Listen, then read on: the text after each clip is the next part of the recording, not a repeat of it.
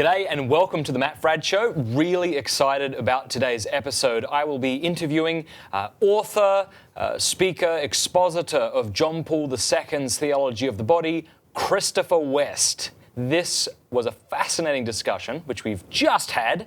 I'm recording the intro afterwards. We chatted for about 3 hours. We chatted about everything from what is the theology of the body to, you may not remember this, but Christopher West did this thing on Nightline, and there was a lot of people that came after him to crap on him and attacked him. We talked about what it was like going through all of that. We talk about the current crisis in the church and how we ought to fight and how we ought not to fight. And we also tell a lot of jokes about poo. So I think you're really going to like it. I want to say a big thank you to two of our sponsors who have made this show possible. The first is Covenant Eyes. Now, in all sincerity, if you don't have Covenant Eyes and you struggle with pornography, or maybe you don't struggle with pornography but you have kids, you need to get Covenant Eyes. There really is no excuse, I don't think.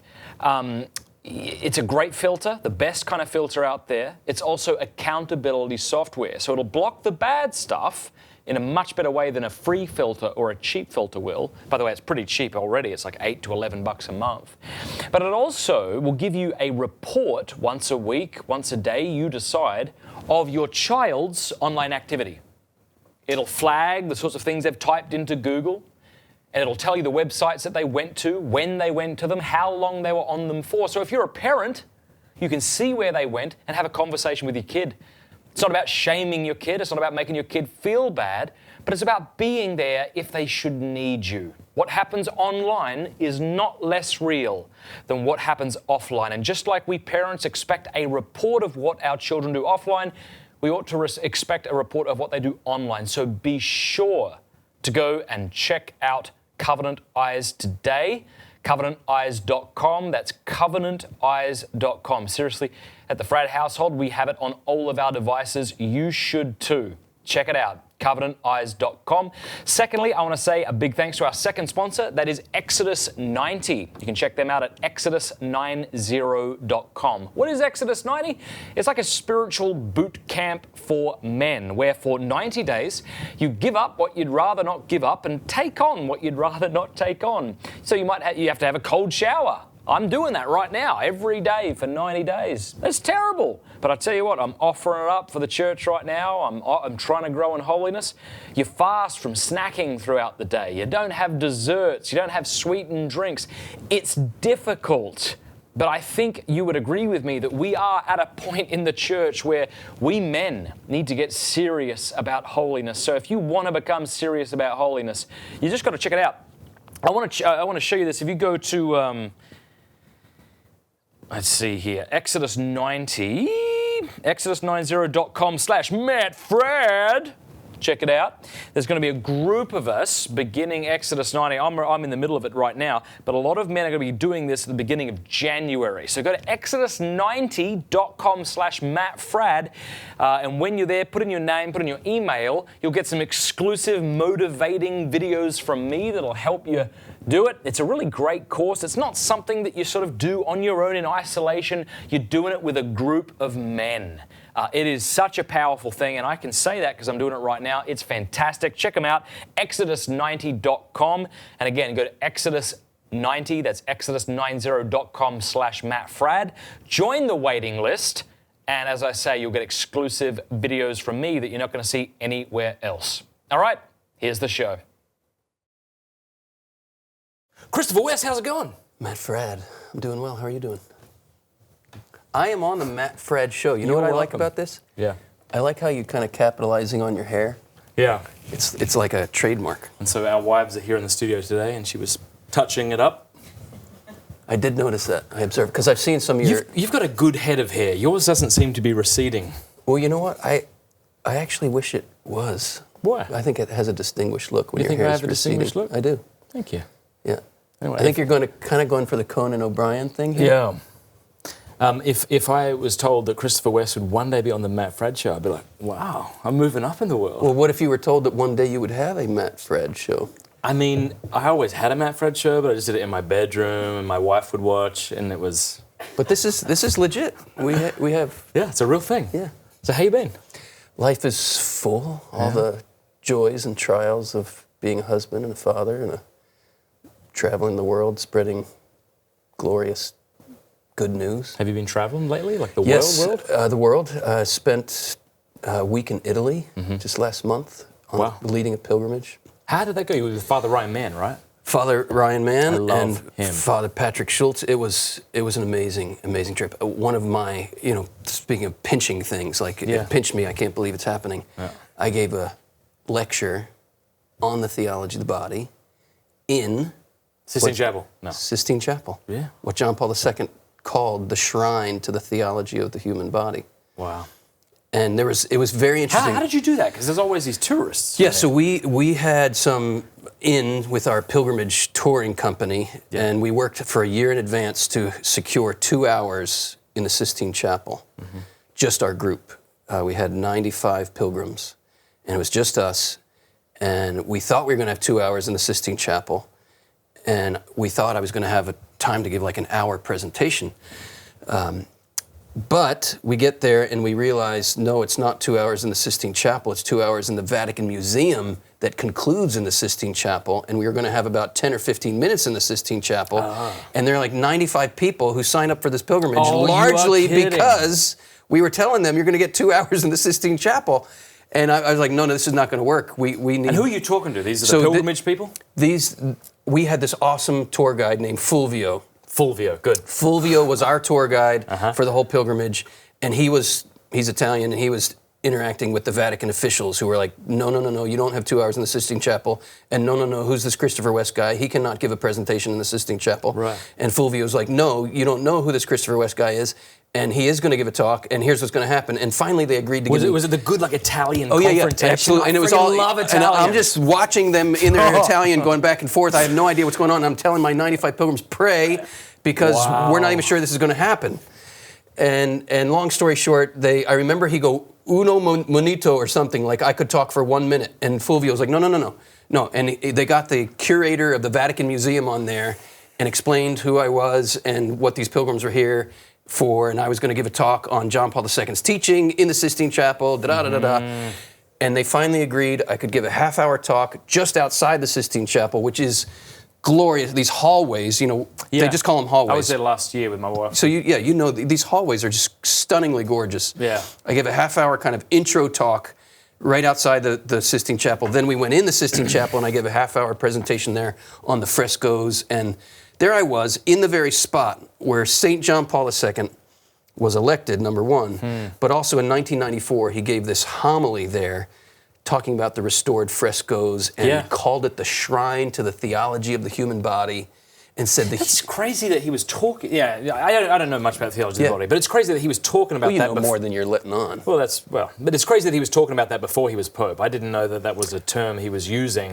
The first time I came across him using that term is in the early 70s, an essay that he wrote, where he was saying what we need to respond to the crisis in the church right now is a theology of the body, so to speak. Okay. And he began... As it were. Yeah, as it were.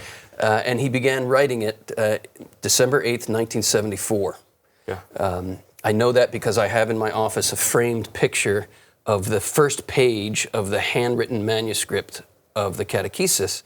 And at the top, the date is December 8th, 1974. Yep. Then there's a dedication, Tota Pulchra es Maria, you are all beautiful Mary. Yeah, you have a handwritten manuscript. It's not his. It's not his. Well, it's a picture of. It's still really cool. It's a picture of the first handwritten page of the Theology of the Body. And then there's a title right at the top. Yeah. Theology of the Body in Polish. So you were out in the hallway, but did you get to give a talk? Yes. So the first half of I was supposed to give an hour in the chapel. Yeah. I gave the first half hour right outside the chapel. Then we went in, and the last half hour was in the chapel. There I am with the frescoes behind me, talking about what John Paul was saying in his homily. In 1994, he gave this homily in there on the restored Sistine Chapel.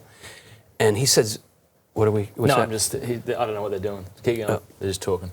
He says some remarkable things in that homily. He says, the human body is the kenosis of God, meaning... Kenosis means the self-emptying. Okay. The human body is the place where God emptied himself, poured himself out.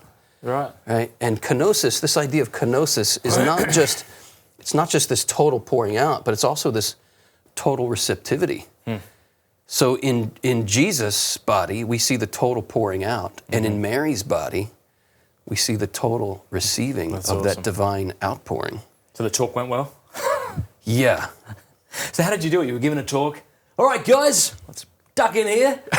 We'll bring it home. I did have to keep pinching myself. I walked in there and I'm thinking, is this a Hollywood studio with just a fake, gosh. you know, is this like green screen or something? But no, it's And real. you had 94 people come. We had about 95 pilgrims. I'm supposed to be leading a pilgrimage next year in July. Where are you going? Italy. Well, we want to do like the footsteps of Thomas Aquinas. So we're going to go to Naples and Monte Cassino and Roccasecca, where he was born. But we'll see what happens. Because they're like, no, don't worry. Like now, you're not expecting people to sign up, but towards the end, a lot of people will sign up. Yeah, I don't know. No, that's the way it works. Oh, really? Yeah, we get like I'd say 60% of people signed up within the last 3 months. Okay. Well, I'll keep plugging it. It'll be cool just to go to Italy and hang out with my wife and a bunch of other people who love Thomas Aquinas and drink and pray. There's something about a pilgrimage that's a different. Like I teach graduate level theology classes. Yeah, what is that? What is it on a human level? Is it just the that pilgrimage? People are leaving their comfort zones and are there's a different experience. Something? Like teaching a class is one thing. Leading people on a pilgrimage, we're up and about together. We're going through hardships together. Yeah. We're eating awesome food together. Was anyone weird? Like, was there some people that wanted too much? You get a room of 95, or a room. You get a group of 95 people together, and you'll get all kinds of personalities. What's the weirdest stuff something's happened? Like, what's the weirdest reaction a Christopher West fan has? I've had some people show up at my house. No, you haven't. Yeah, it's been weird. Somebody just looked up. This is before I was maybe being careful enough, and I was out of town. And this woman showed up at my house, and my wife was there and had to basically say, "Please leave." Wow! But she was a little awkward.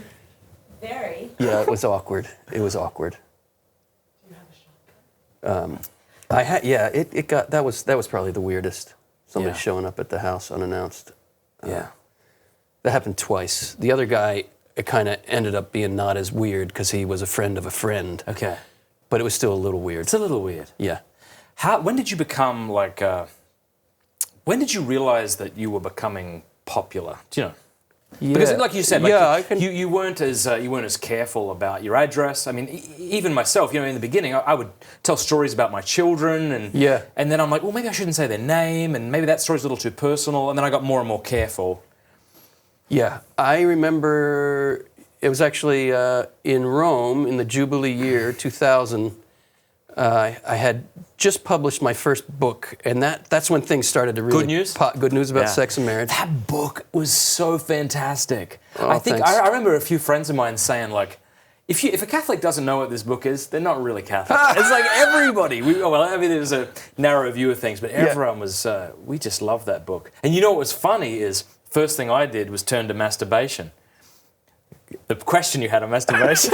It wasn't a photo book. Wasn't any kind of photo. No. The first thing you said was something like, if you just turn to this and like, man! That was actually on a more delicate, intimate issue, actually, because I know exactly that question. That was the question about, is oral stimulation acceptable as part of foreplay to intercourse? Yes. And I said, because I get that question all the time. This is like a really sensitive, hot button issue. So now we're talking about oral sex? No. I did not. You used the term. Oral stimulation? Did you notice the nuanced way in which I presented it and the rather blunt, insensitive way that you presented it? Yeah, righty. Yeah. All right. So I just want to point that out. Oral stimulation. That's the name of a toothbrush company. You brought this up. You put this on the table. All right, but here's what I did in the book, because I know everybody has this question, but who do I talk to about this? Totally. So I put the first line in my answer to that question was, I know many people have questions about this issue. Yep. And if you're one who opened this book and looked up this question first, make sure you read the rest of the book. It's me. And I didn't. No, I did, yeah. I did. So yes, and I've had many, many people come up to me over the years and say, you burned me, because I did look up that question first. Well, we can't just bring up the question and then drop it. So oral stimulation, oral sex, why are you making that Read the book. nuance? And, why am I making that? Okay, because people are going to watch this and they're going to want a conclusion to this. So they're going to have to read the book. Yeah. Go buy Christopher's book. And I do have, there's a new edition of... No, you can't do that. You actually have to tell us. Well, hang on. We'll get to it. All right. But we need to... I'm not ready to go there just yet. Okay? Well, that's like the first question. Let's a bit of foreplay first. Sorry. You brought that up. There is no way this is going to end well for me. Continue. Okay. So, new edition of this book is coming out this month because when I wrote that book 20 years ago... The cover was ugly. It was. That is true. It's become known as the Purple Book. Yeah. But that's not the only reason we have a new edition. Okay.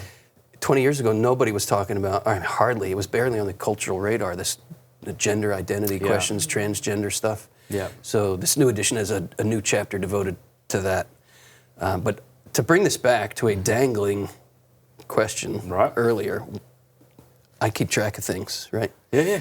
Go. So you had said, when did I first realize that this was kind of popping? Or, when did you become... So I was in Rome, when the book had just come out, and I was recognized in the streets of Rome. Wow. Somebody knew who I was, and that was the first, that was the first kind of...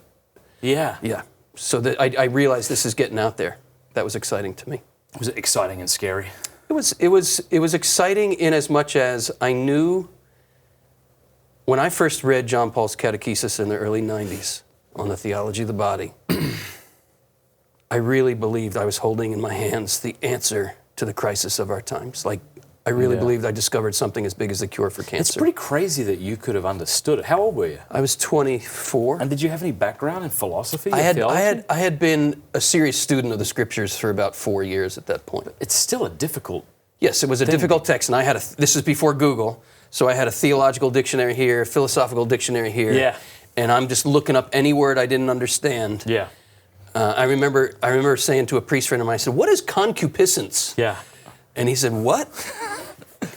Yeah, what is concupiscence? He said, "Do you mean concupiscence?" I said, yeah, that's what I mean. No, I meant concupiscence. And I was meant to say it that way. So that's a little window into where I was at the time, but I was determined. I knew enough in looking up vocab words I didn't know that he was speaking right here. Yeah. And I knew he was speaking to the crisis of the modern world. What is a human person? And when you discover something that big, you can't sit on it. Yeah. I had a real sense, this is what I'm doing with my life. That's amazing. I am called to get this out. So when I realized it was getting out, it was exciting in as much as I knew this was important for people to hear. Yeah. I didn't hear it. I mean, this is the number one thing I get. Still traveling around the world giving this message is, I went to Catholic schools my whole life. Why haven't I ever heard this? Yeah. How old were you? Or what year was it? 70s, 80s, 60s, 50s? When did you pick up this book? When you were 24 and you picked this book up? It was 1993. Okay. So I was 10. Continue. You were 10. Yeah. I was 24. Yeah. So I was born in 1969. I remember two stories. One, listening to you expound the theology of the body on CDs. I've told you this story, but for those who are watching, I remember laying in my bed in Brisbane. This is after I'd met Cammie, and she was the one who turned me on to the theology of the body. I was like, I don't know. Thank you. Yeah. Oh, she's got a great story. How did you learn of it? No one can hear you, and it'll be really awkward. Do you mind if I tell them, or do you want to come and speak in my thing? You can come and speak. What do you want? You can hear her. All right, just speak loud and. Yeah. Okay, so I was on a missionary team, Net Ministries, in Canada, in Brisbane. I got really, really sick. I sounded worse than I do now, believe it or not. And there was these VHSs, and it said Theology of the Body, and I put one in, and I just saw all these naked images, and I got scared and turned off. You saw naked? Whoa! Pause. You saw naked. Clarify. Naked images. Sistine Chapel. Sistine Chapel. In my mind, I was like, this is not okay. Why am I watching this? And funny, then the next morning, I asked where we got it from, and they said the priest gave it to us. Father Dale had given it to us. And so the night after, I stayed up the entire night, and I watched VHS after VHS after VHS. And I was furious. I was so angry and so upset. Why were you angry and upset? Because no one told me. No one told you. No one told me. I looked for my worth in guys. Yep. And I was taught to, dress in a certain way, and if I acted a certain way and dressed in a certain way, then I could get a guy and be married and happily ever after. But that was my worth. My worth was what other men saw me as. So there's so much to unpack here. Can we dive in here for a minute? Go for it. Okay, so fascinating. First reaction. These are images of the Sistine Chapel. I think I remember this video series, and it started with just a kind of panning scene of the bodies, the naked art in the Sistine Chapel. The fact that the reaction is, I shouldn't be watching this. This is unholy. This is the enemy's exact end game, that we would conclude the human body is unholy. Right? So all he can do is mock. This is one of my favorite lines I've ever come up with. I remember the moment it dawned on me, this is the way to say it. I've been trying to say for years, the devil's not creative. He can't create. He's a creature. But then it just dawned on me one time in a presentation, I said, the devil does not have his own clay. And that's like I can see it right in my audience when I say that. Oh, the devil does not have his own clay. It's so important we understand this. All he can do is take God's clay and twist it up, right? So God looked at his clay, everything he made, and said, behold, it's very good. The fact that our initial reaction when we see the good clay of God is say, oh, that's bad. We've bought into not only a faulty worldview, but a heretical worldview, and a worldview that is antithetical to the mystery of the incarnation, to the mystery of the Word made flesh. But this is exactly the enemy's goal. Our bodies reveal a divine mystery. The enemy's goal is to blind us to that mystery. How does he do it? By taking that beautiful mystery and twisting it up so that it gets to the point of we can't even recognize it. We can't even see it. So what's the difference between the nudes in the Sistine Chapel and the nudes of pornography? Right? This is it's a good worthy point. Conversation. Yeah. So here's how I say it. There's the problem with pornography is not that it shows naked bodies. The Sistine Chapel shows naked bodies. Right. If we conclude the problem with pornography is that it shows naked bodies, that is a Manichaean error. Manichaeism is a heresy that says basically spirit good, body bad. Yeah. So the problem is not that it shows naked bodies. The problem is the manner in which it shows naked bodies. Yeah. It shows the naked body as something. Yeah, totally. Rather than as someone. This is your whole. Yeah, well, I like to think that the way I say it is, for all of its claims to expose, it ends up obfuscating and suppressing the personhood of the performer. Yep. At first, it's like she's getting the most attention. And you're like, actually, I don't care about her and what she's been through and what she's going through now. But there's something about naked art where there's an interior life that's made present, that's complex and. Yep. What am I trying to say? So here's how John Paul II said it. He said, there are certain works of art that are not intended to arouse the usorial instinct. Yeah.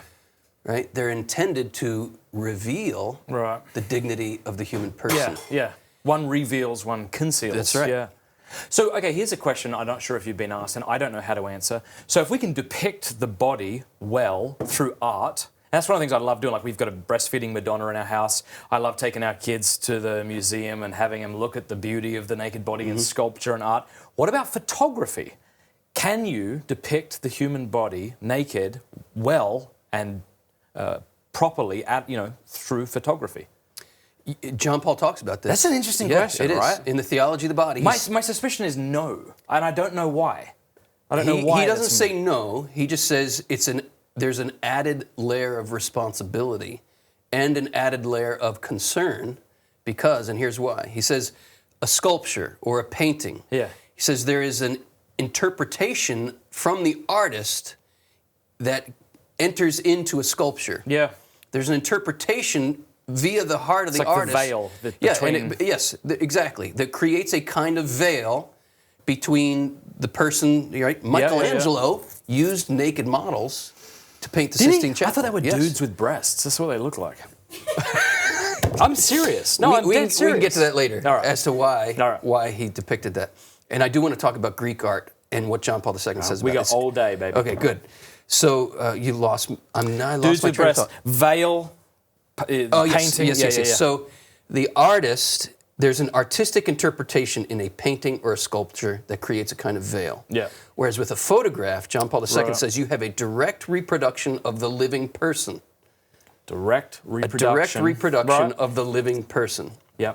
Without that kind of veil. Right. So there is a need in photography to create to be sure that you are creating how would he say it? You're creating a picture that is respecting the dignity of the person. Is it possible? Right, It's possible. because the person viewing the photograph would be in the same position as the man Correct. painting the naked lady. But you're asking a responsibility on part of all those looking at the photo versus the one man doing the painting, which just seems like the chances of there's a greater danger of objectification of the person. John Paul would say. So you would say it's not intrinsically Not evil. the intrinsically, but photograph, there's the a body. greater danger. I mean, it can't be intrinsically evil because think of Well, there you go. Yeah, medical books. Medical books, right, of So it course. can't be intrinsically evil. Yeah. Is it? Well, do you know what? But yeah, you go. can we back up in this conversation a little bit and just Yeah. recognize we live in a culture where we are bombarded with so many distorted images of the body. Yeah. It takes a long time to climb out of that cesspool of diseased ideas and images, even to get to a place of peacefully having a conversation like this. So I'm sensitive to people who are watching this, and we're jumping right into to these. that's It's good like idea. like doing advanced algebra when we still need to do some Basic arithmetic. Basic arithmetic. That's true. I gave a talk on pornography recently, and after the talk, a lady came up to me and asked if I wouldn't use the words penis and vagina. And I thought, I didn't say it because I felt sorry for her, but I'm like, there's nothing wrong with these anatomically correct words. I'm sorry you've been hurt. Yeah, this is where we are. We're so wounded. Here's an analogy I use just to demonstrate how sensitive we have to be, and I've learned this the hard way. When I started this work 20 whatever years ago, I came out with both guns blazing and your penis is holy, and you know. That's going to be the name of this video. Continue. I had to learn how to dance with my audience, right, and not to dip my dance partner to respect. Yeah, to respect where they are. And so here's my analogy on that whole thing. I have a good friend, a counselor, who his area of expertise, one of his areas of expertise, is counseling those who've come out of satanic cults. And I don't know if you know too much about the Black Mass and what happens a little bit in a Black Mass. But again, back to my point, the devil doesn't have his own clay. Mocks the way apes. he operates is to mock and to ape. And the Black Mass is a direct, diabolic mockery of the Holy Mass. Is there a way that you can share what takes place? I can. Or no? I don't want in you to a have certain to share. sense, here's a few things I can share. So you go into a satanic church where the Black Mass happens. Right. There's an ambo. There's an altar. There's stained glass. There are candles. I did not know that. There's incense. But all of it is a mocking. An inverse. Or A mockery of the holy. Readings are read from the ambo, from the satanic Bible. Instead of prayers of intercession, they invoke curses. And then they move to the altar. There's a satanic priest, and usually they steal the host, and they go through horrific. So we're stopping there. But you get a sense. So what these people need to be healed is the real Mass. But this is exactly how the enemy works. They're so wounded. How can they even enter a Catholic church? Yeah. Because what does it do to their minds? It's the same thing that happens in the mind of somebody who's been raised on pornography when they see their bride. That's exactly my point. Yeah. That's exactly my point. Pornography is the Black Mass of the marital mystery, of the marital embrace. You might not remember this, but we had breakfast at Denny's in California, and you said to me, pornography is a hellish mockery of a heavenly reality. Yes. This is what you're talking about. Yes, exactly what I'm talking about. Pornography is a hellish mockery of a heavenly reality. Open that up for us. What does that mean? Okay, so, again, we're back to that principle, the devil doesn't have his own clay. If we give him his own clay, in other words, if we say, okay, just take the body and sex, that belongs to you. Yeah. You can have it. That's exactly what he wants. He wants to be God, right? He wants to say, this is mine. And we have a duty to say, no, that does not belong to you. You have mocked. You have mocked it unto a hellish distortion. But we're taking it back. Matt, this is what our faith is.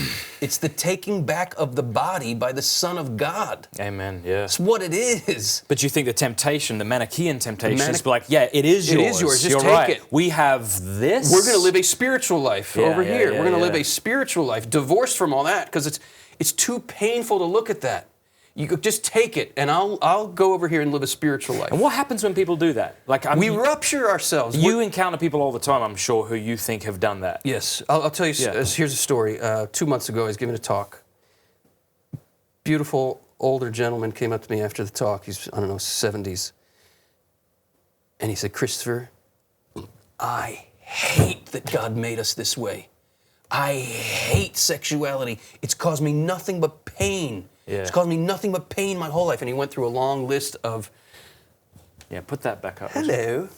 He went through a long list of very painful stories. His daughter was sexually abused by somebody who worked at his company. And he went through the whole tale of how that destroyed her life. He told some tales about his own marriage and brokenness there. And to him, it's caused nothing but pain. So his response is, I hate this. Yeah. Reject. Okay. Our faith is not the rejection of the body, it's the redemption of the body. Yeah. It's not salvation from the body, it's salvation of the body. But to do that, to go through that salvation, to go through that purification, to go through that experience of healing, it means we need to bring to light the pain and the wounds and put it in the hands of Christ. And that is a scary, scary proposition. It's messy. It is messy. It's easier to just say, that's bad, reject that, live a spiritual life. Yeah. John Paul II therefore says that Manichaean approach, again, for the listeners who don't know what Manichaeism is, it's the heresy that says spirit good, body bad. Yeah. It's a short definition. John Paul II says that approach might and in fact may always be a loophole to avoid the requirements of the gospel. Because the gospel requires us to enter into and experience the redemption of our bodies. Question for you. Is it just a sexual thing? Like when you say like the body gets in the way, the body's bad, is there a way in which people perceive it to be bad in a non-sexual way?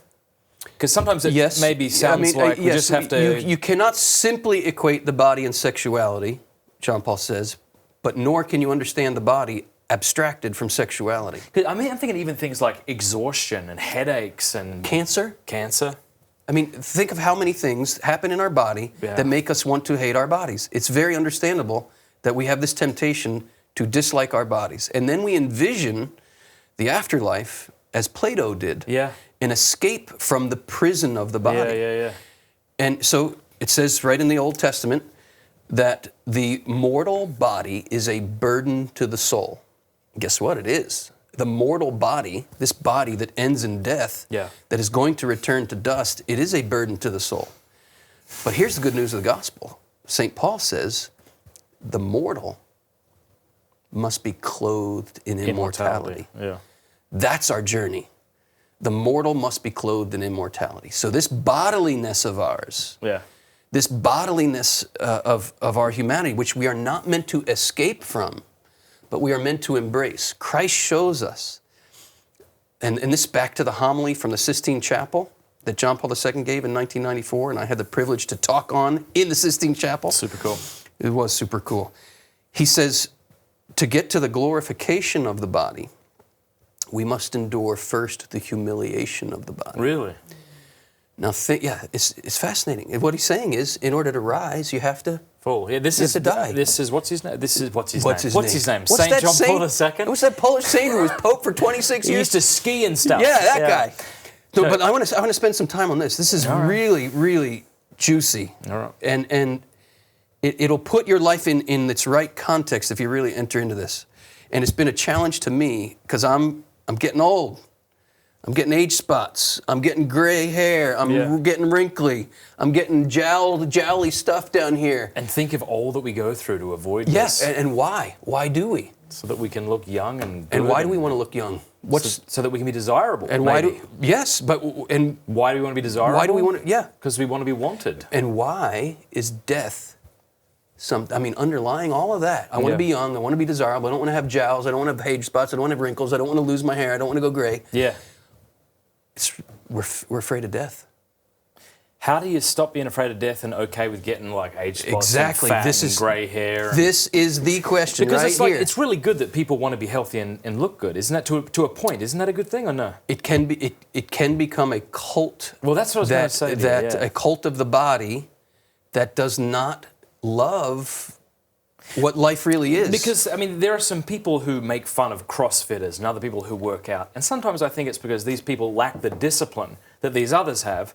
And they wish they did, but they don't, so they demonize them and tell themselves that they're actually great. Could be that. But also, I would say, an 80-year-old woman is not supposed to look like a 40-year-old woman. Maybe. But what about as we grow older though? The age expectancy is obviously a lot more today than it was 200 years ago. Maybe in 500 years or whatever, we'll live a heck of a lot longer. Let me share a thought. You tell me what you think of this. So let me go back to that. To get to the glorification of the body, we have to endure and even embrace the humiliation of the body. So look at the root. I love etymology. I always look at the roots of words because it illuminates where we get words from and why we have words, and that words actually have meaning. Humiliation, humility, humus means earth. Yeah. So the ultimate humiliation of the body is that your body will return to the earth. Right, yeah. My body will return to the earth. Yeah. We are all on a conveyor belt. Right, it's like either you're going to die young or you'll live long enough to end up exhausted and worn out and sick and then die. But what, you asked 3 minutes ago, what allows us to endure aging and wrinkles and getting fat and age spots and everything, all these age spots and wrinkles and gray hair, what is it telling me? What is it reminding me of? It reminds me to go back to the earth. Exactly. Yeah. I'm going to die. I'm already decaying. You're decaying. I am. Yeah, me too. So are you. Because when is it was like 30? Is that the peak? Or 25 or something? And then after that, it's downhill. Okay, so here's my vision of my life. Roller coaster, right? Yeah. And you get to the top, and then you're looking over the edge. Well, I'm already going down. I'm going down. I'm almost 50 years old. And so what's the solution to that? Because obviously not just give up. No. You should work out. You should try and we look should presentable. Take care. Look as attractive as you can. Where do all those ideas come from, though? Well, you should want to be attractive for your bride. Okay. I'm not saying you shouldn't want to be, but I want to get underneath. I always want to try to get what's the motivator there. Okay, so pause. Well, okay, you asking me? Or you telling me? No, I want to hear what you think, and I'll tell you. I'm going to give you a scenario. You tell me. All right. Cameron, bless you, Cameron. I do not wish this upon you. This is hypothetical. No offense taken. Cameron gets in a terrible car accident. Again? That's why I got a Jeep, because she broke the old one. I love you. You're beautiful. I've also crashed the car. I didn't mean to throw you under the bus there. You can't even respond. Continue.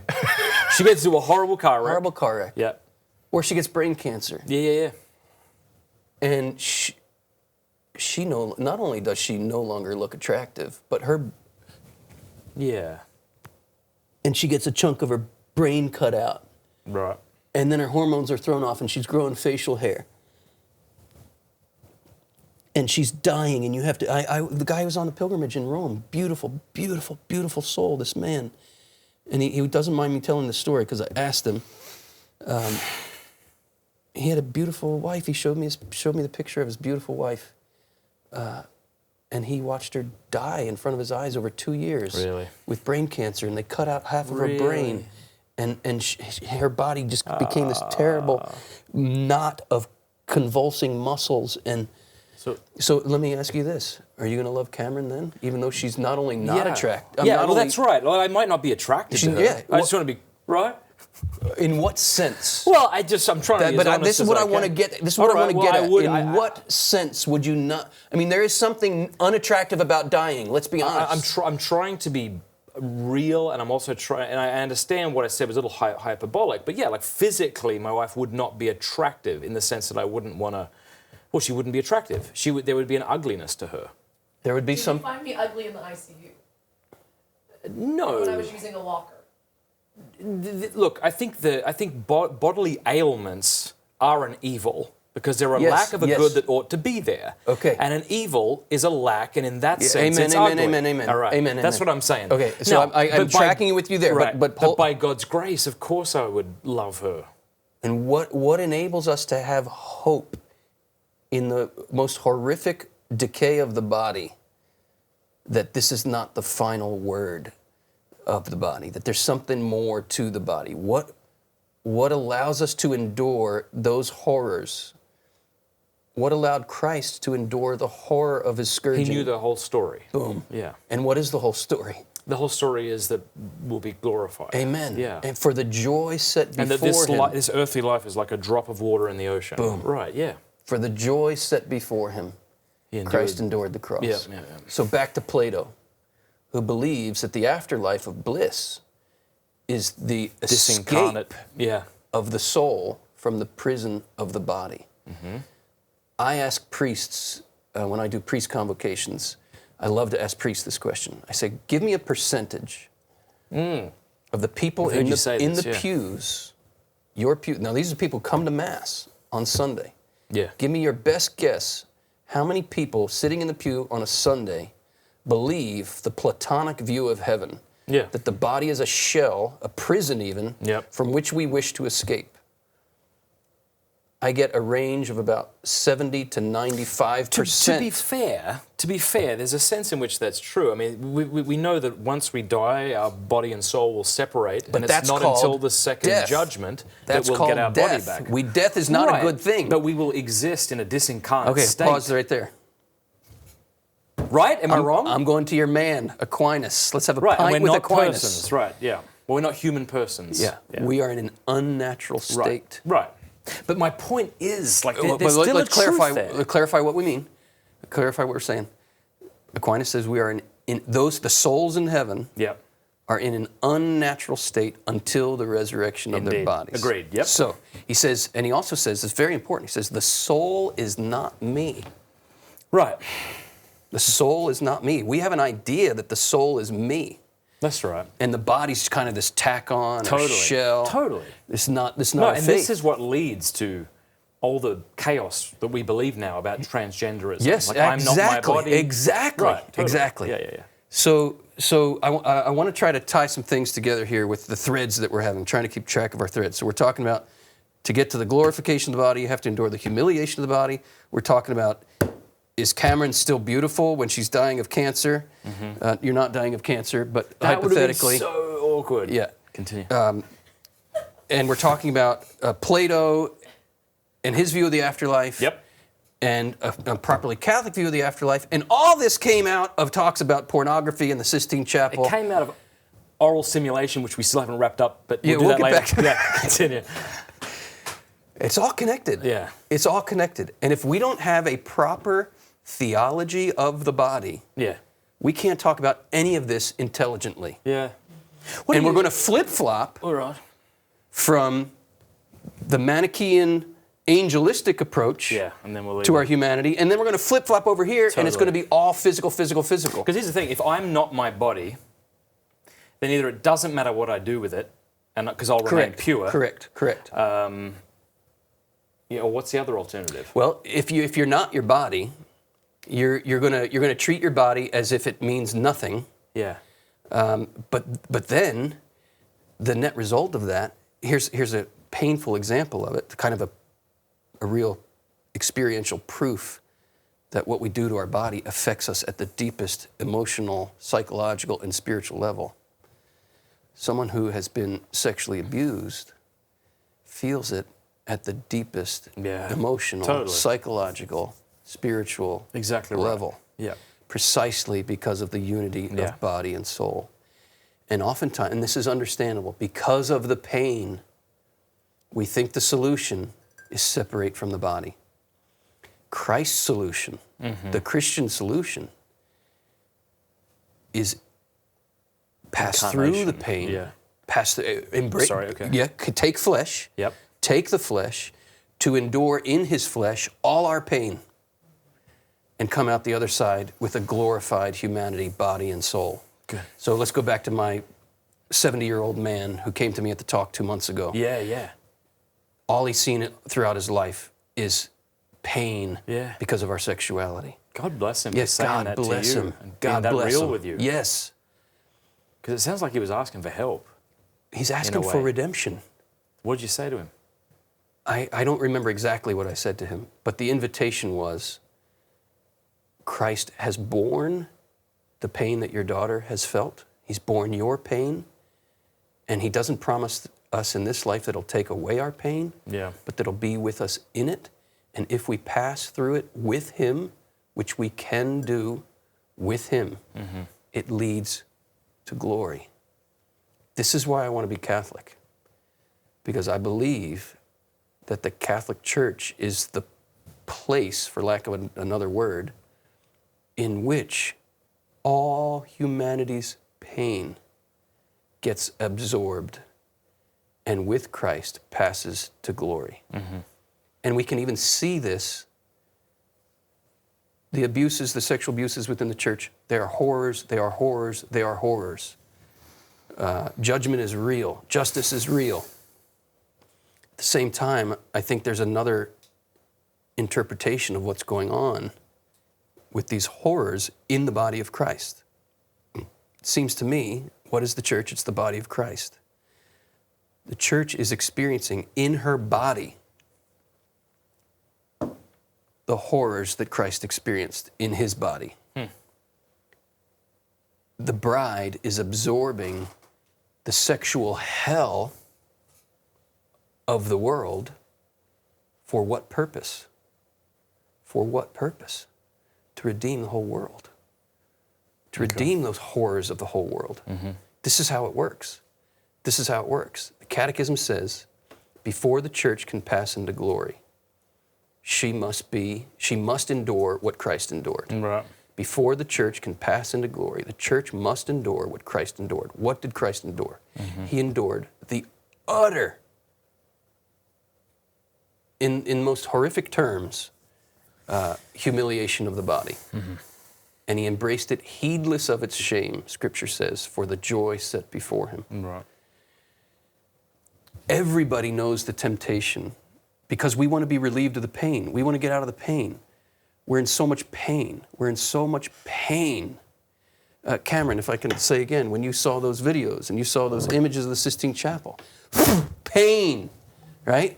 Because naked body just is associated with pain.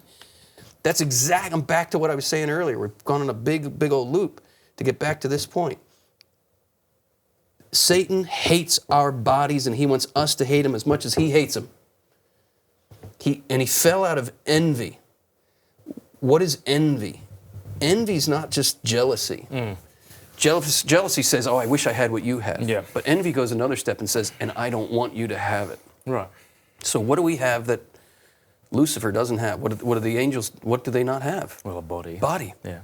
What do we get to do with our bodies that the angels don't get to do? We get to participate in the inner life of the Trinity. Right. Bodily. We get to procreate with God. The angels don't get to create with God. No, right. We get to participate in the very creative power of God. Yeah. Angels don't get to do that. They envy it. Yep. So, Do you think? Yes, I don't know. Absolutely. Let's try to push back. So Aquinas says of Satan that the reason he fell is that he not because he wanted to dethrone God, because he knew that he wouldn't exist without God, but that he wanted beatitude without having to receive it. Yes. So like what you're saying, like where are you hearing that from? Well, it's right in Scripture. Like where? Satan fell out of envy. Look, Google Yeah, it. well, envy's fine, but like the idea that he can't participate. Okay, so what do we have? Yeah, but I mean, he would envy? Sure. Well, I don't know what he'd envy. Why would he envy us? Why can't he envy God? Well, he does. Yeah. But guess what he envies in a particular way? And this is not just something I'm pulling out of my butt. No, I don't expect that it is. That's I'm pushing back so we can bring more out. So I'd have Of the butt, not the butt. What he envies is that the second person of the Trinity took flesh. and the body. So we have a hierarchy of being. Right. Right? We have God, uncreated persons, right? And then there's an Highest abyss. of the angels. There's an abyss between the uncreated and the created. Yep. But in the hierarchy means sacred order. Yeah. In the sacred order of creatures, angels are higher than we are. Sure. Because we're bodily and they're pure spirits, right? And spirit has a higher, in the hierarchy, it has a higher place. So what's the gospel logic? The last shall be, who's the highest creature in heaven? Blessed Mother. The Blessed Mother. A human being, an incarnate, enfleshed. This is why I love what Louis de Montfort says about her, right? How he says that, and I've mentioned this before, but that Satan, in a sense, fears her more than God. Yes. Not because God's wrath and anger isn't infinitely greater, but because his pride can't stand being beaten by a little handmaid. And how did she beat him? Through her receptivity. Boom. Yeah. All right, I want to talk about, we mentioned a moment ago, like, when you knew that you were getting big and stuff. I want to talk a little bit about... Did we tie all those? Probably not, but I mean, it's not a 10-hour Yeah. interview, you know? I want to talk about the Nightline show and everything that happened after that. Because I don't know how many Catholics, like, who are listening to this, who are watching this, even that familiar with it anymore. Yeah, it was 10 years ago. Like, when you encounter Catholics, do they know about that, or do they have to be a particular age? You have to be a particular age That's what I'm and thinking. kind of have followed my work for a long time. I remember where I was in Ireland, living there in Donegal, and I knew that something was coming out on Nightline. What channel is that on? ABC. I don't know what channel it is. It came out, I watched it, and I thought, because I loved all of your work, this is friggin' awesome. And then, what happened? It was probably 6 to 9 months of open season in the Catholic blogosphere on me and my work. You became the litmus test for who was a good Catholic for many people. So like, if you would shit on Christopher West, you were a good Catholic. That's right. That's what happened.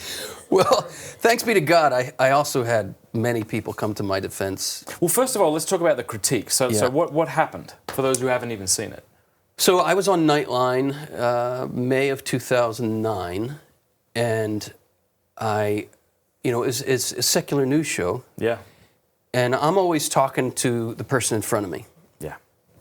And this guy was a secular newscaster guy and interviewer, and I was trying to speak a language that he could, maybe there's something here to look at. Yeah. And I wasn't really thinking who's going to be watching this. I'm just having this conversation with him. I'm trying to show him that the Catholic Church has something valuable to say about sexuality. Did you get the sense as you were talking to him that maybe he did? Yes, absolutely I did. Yeah. In fact, from the way he put the story together, he was not trying to write me off as, oh, this is just that Catholic thing, look how prudish this is. Look, this That's is right. He was not dismissive. He was basically saying, hey, take a look at this. This is something interesting. Yeah. In fact, at the end of the clip, the guy who was hosting Nightline that night said something like, I don't remember exactly, but it was something like, not your grandmother's Catholic Church, maybe something worth looking into. Well. And that's what I wanted to, that's the impact I wanted to have on the secular audience that was watching the show. Yep. And so I was using examples and speaking kind of free form in a way that I was trying to say, hey, take another look here. There's something more to see. And I really believe that I accomplished that with him. But understandably, secular news show, they framed it in a kind of salacious way. Yeah. And the news piece opened up with something like this. Yeah, I forget. What happened? Christopher West is not your typical sex guru. Oh! And what I had said, let me put it in context. I had made a comparison, and I do this to this day. I still make this comparison. It's more of a contrast than a comparison. But I say, here are two responses to the puritanical approach to the body. Yep. One is Hugh Hefner, Yeah. which is to just go to the other extreme and indulge. And the other, a contemporary of Hugh Hefner, was Karol Wojtyła. And his response to the puritanical approach to the body was to show us the redemption of our bodies. And so I said to the guy, I learned about sex first from Hugh Hefner, and I learned about sex second from John Paul II. And I said, but I understand Hugh Hefner Yeah. Because in fact, I love this man. I wasn't saying I love his work. Right. But I said I love Hugh Hefner because I feel his ache. Yeah. And I believe I know what he's looking for. Yes. He's looking in the wrong place for it, but I believe I know what he's looking for. Perfectly valid thing to say. Whoever said it, I don't remember, but every man who knocks on the door of a brothel is looking for God, right? Yeah. So that's Hugh Hefner to me. Yeah. I've studied this Hugh Hefner because I'm trying to evangelize the culture that he got to first. Yeah. I'm trying to evangelize the culture that has absorbed his message. Yeah. And I'm trying to evangelize it with the message I got from John Paul II. So that's what I had said.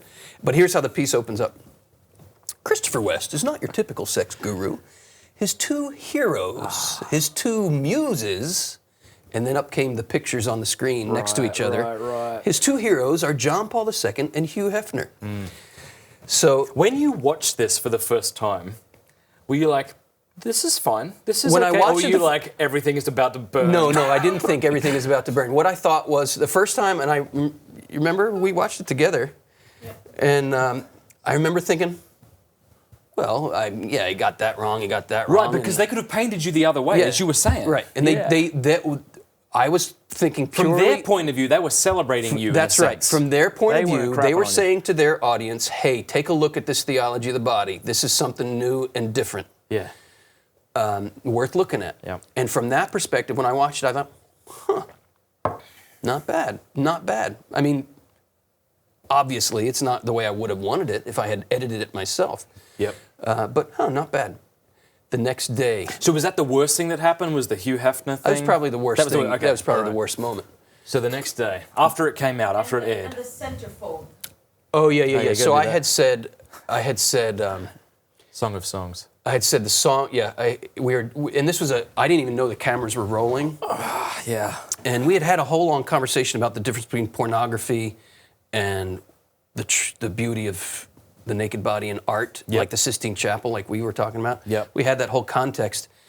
And I said, from one perspective, I mean, the Song of Songs is right in the center of the Bible. Yeah. I said, I think Hugh Hefner ripped off the whole idea of centerfold from because it's the devil's mocking, right? The centerfold of Playboy is a diabolic mockery of the Song of Songs, which is at the center of the Bible. That was the point I was trying to make. And what came over the screen, the airwaves, was he even describes the Song of Songs as the centerfold of the Bible. So, obviously that's not the way I had to put it. But rather than, So, up until this point, how many people were really out there talking about the theology of the body? It was a growing movement at the time. And it's still a growing movement. And did you have some kind of ideological enemies? Yes, absolutely. Who then came to the fore. But prior to that... They were poised, it seemed to me, they were poised and waiting for their opportunity to pounce. And this was it. All right. I don't, you've never said this to me, and this might be too much of me psychologizing, but I wonder how many academics are really pissed off that a guy with a master's degree is reaching millions of people while they're not. That's got to be kind of embarrassing, humiliating. I'm not saying you didn't do anything wrong, but I'm just saying I could see how you would be a target. Yes, and I want to show them the gentleness that they have not shown me, and by doing so, pour heap burning coals on their heads. Yeah. No, I honestly look back at the whole experience with gratitude to God for allowing it. I didn't feel that way when I was going through it. Tell me, what happened? How did it start? How did this, do you get a phone call? I got a. It's not like Twitter existed. No, that wasn't blowing up. Twitter wasn't blowing up. But I started to get people wanted to interview me. And I remember there was somebody called me up on we want to talk to you about the interview that just aired last night. And I was like, sure. So we got on that radio, and it was not friendly at all. Was it a Catholic? It was, yeah. Okay, yeah. And they were coming after me. And I was like, that was my first indication that, wow, something. Was this someone who knew about the theology of the body, or just a commentator, just a radio host? Just a radio host. And then the blogosphere started to blow up with articles from academics tearing me to shreds. It was painful. It was brutally painful. I cannot imagine, because I've had some criticism. I think most people can relate to this. They throw out something on YouTube, you read the comments, it's like the nice things people say don't feel as nice as in real life, but the hateful things feel just as hateful. Yes. And I think a lot of people have been on the other side of a Twitter mob. Like we get that feeling where it's like, oh my gosh, like I guess the first thing you may have thought is like, I mean, you tell me, was it like, shit, maybe I did something really wrong here? Well, I had to look at all of that. Yeah. And I ended up taking a 6-month sabbatical because it did I was in such an emotional So I want to know, tailspin. I don't mean to drag this out, but I really want to know, so the blogosphere started blowing up. I mean, how long until you were like, I just got to take a 6-month sabbatical? Like, did you try and defend yourself? So it was the blogosphere was blowing up in the summer of 2009, and my sabbatical was started in March of 2010. So it was another, 6 or 8 months before I needed time off. Yeah. And then it was like a war kind of between the people who were supporting me and Pro the people, and con. pro and con. How did you not refresh the blogosphere every day? I would have been completely engrossed. Well, I got to a point where I couldn't couldn't read anymore. I just had to back out of it. And you just made a decision. I had a to shut team the of people laptop who were kind of reading it, and they would make me aware of things. Christopher, you should read this one. Christopher, don't worry about this one, but read this one. And I want to thank. I've thanked them all personally, but I want to thank 10 years later, Janet Smith came to my defense valiantly. Love that woman. She is a beautiful woman. Mikhail Waldstein, who came to my defense How many valiantly. PhDs does he have? 3, I think. My own local bishops came to my defense valiantly. We should say, for those who don't know, who is Mikhail Waldstein? Mikhail Waldstein is a beautiful scholar, humble. He's one of those rare breeds who's a humble scholar. With 3 PhDs. Yeah, with 3 PhDs. He's a beautiful, humble man.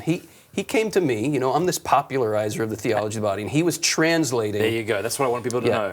Mikhail Waldstein did the definitive English translation of the theology of the body in the mid-2000s. Wow. And he approached me in the early 2000s and said, so I'm going to be working on this translation, and I would like you to read every line of it, and I want you to help me with it. I don't know languages. I'm so monolingual. But he says, Christopher, it's very important to me, since you're one of the lead people out there, that you really love this new translation. Was this during the sabbatical? No. This was things blew up? No, this was 5 years prior.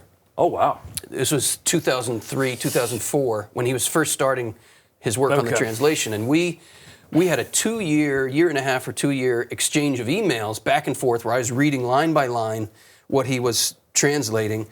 And he counted it up one time, like 200 emails between us. And he was so humble in deferring to my opinion on things. And wow. Anyway, beautiful man. Love my Waldstein. So he came to your defense. So he came to my defense valiantly. You know when the definitive translator of the theology of the body is coming to your defense, that must have been like, okay. Yeah. So I had cardinals and bishops and world-renowned theologians coming to my defense.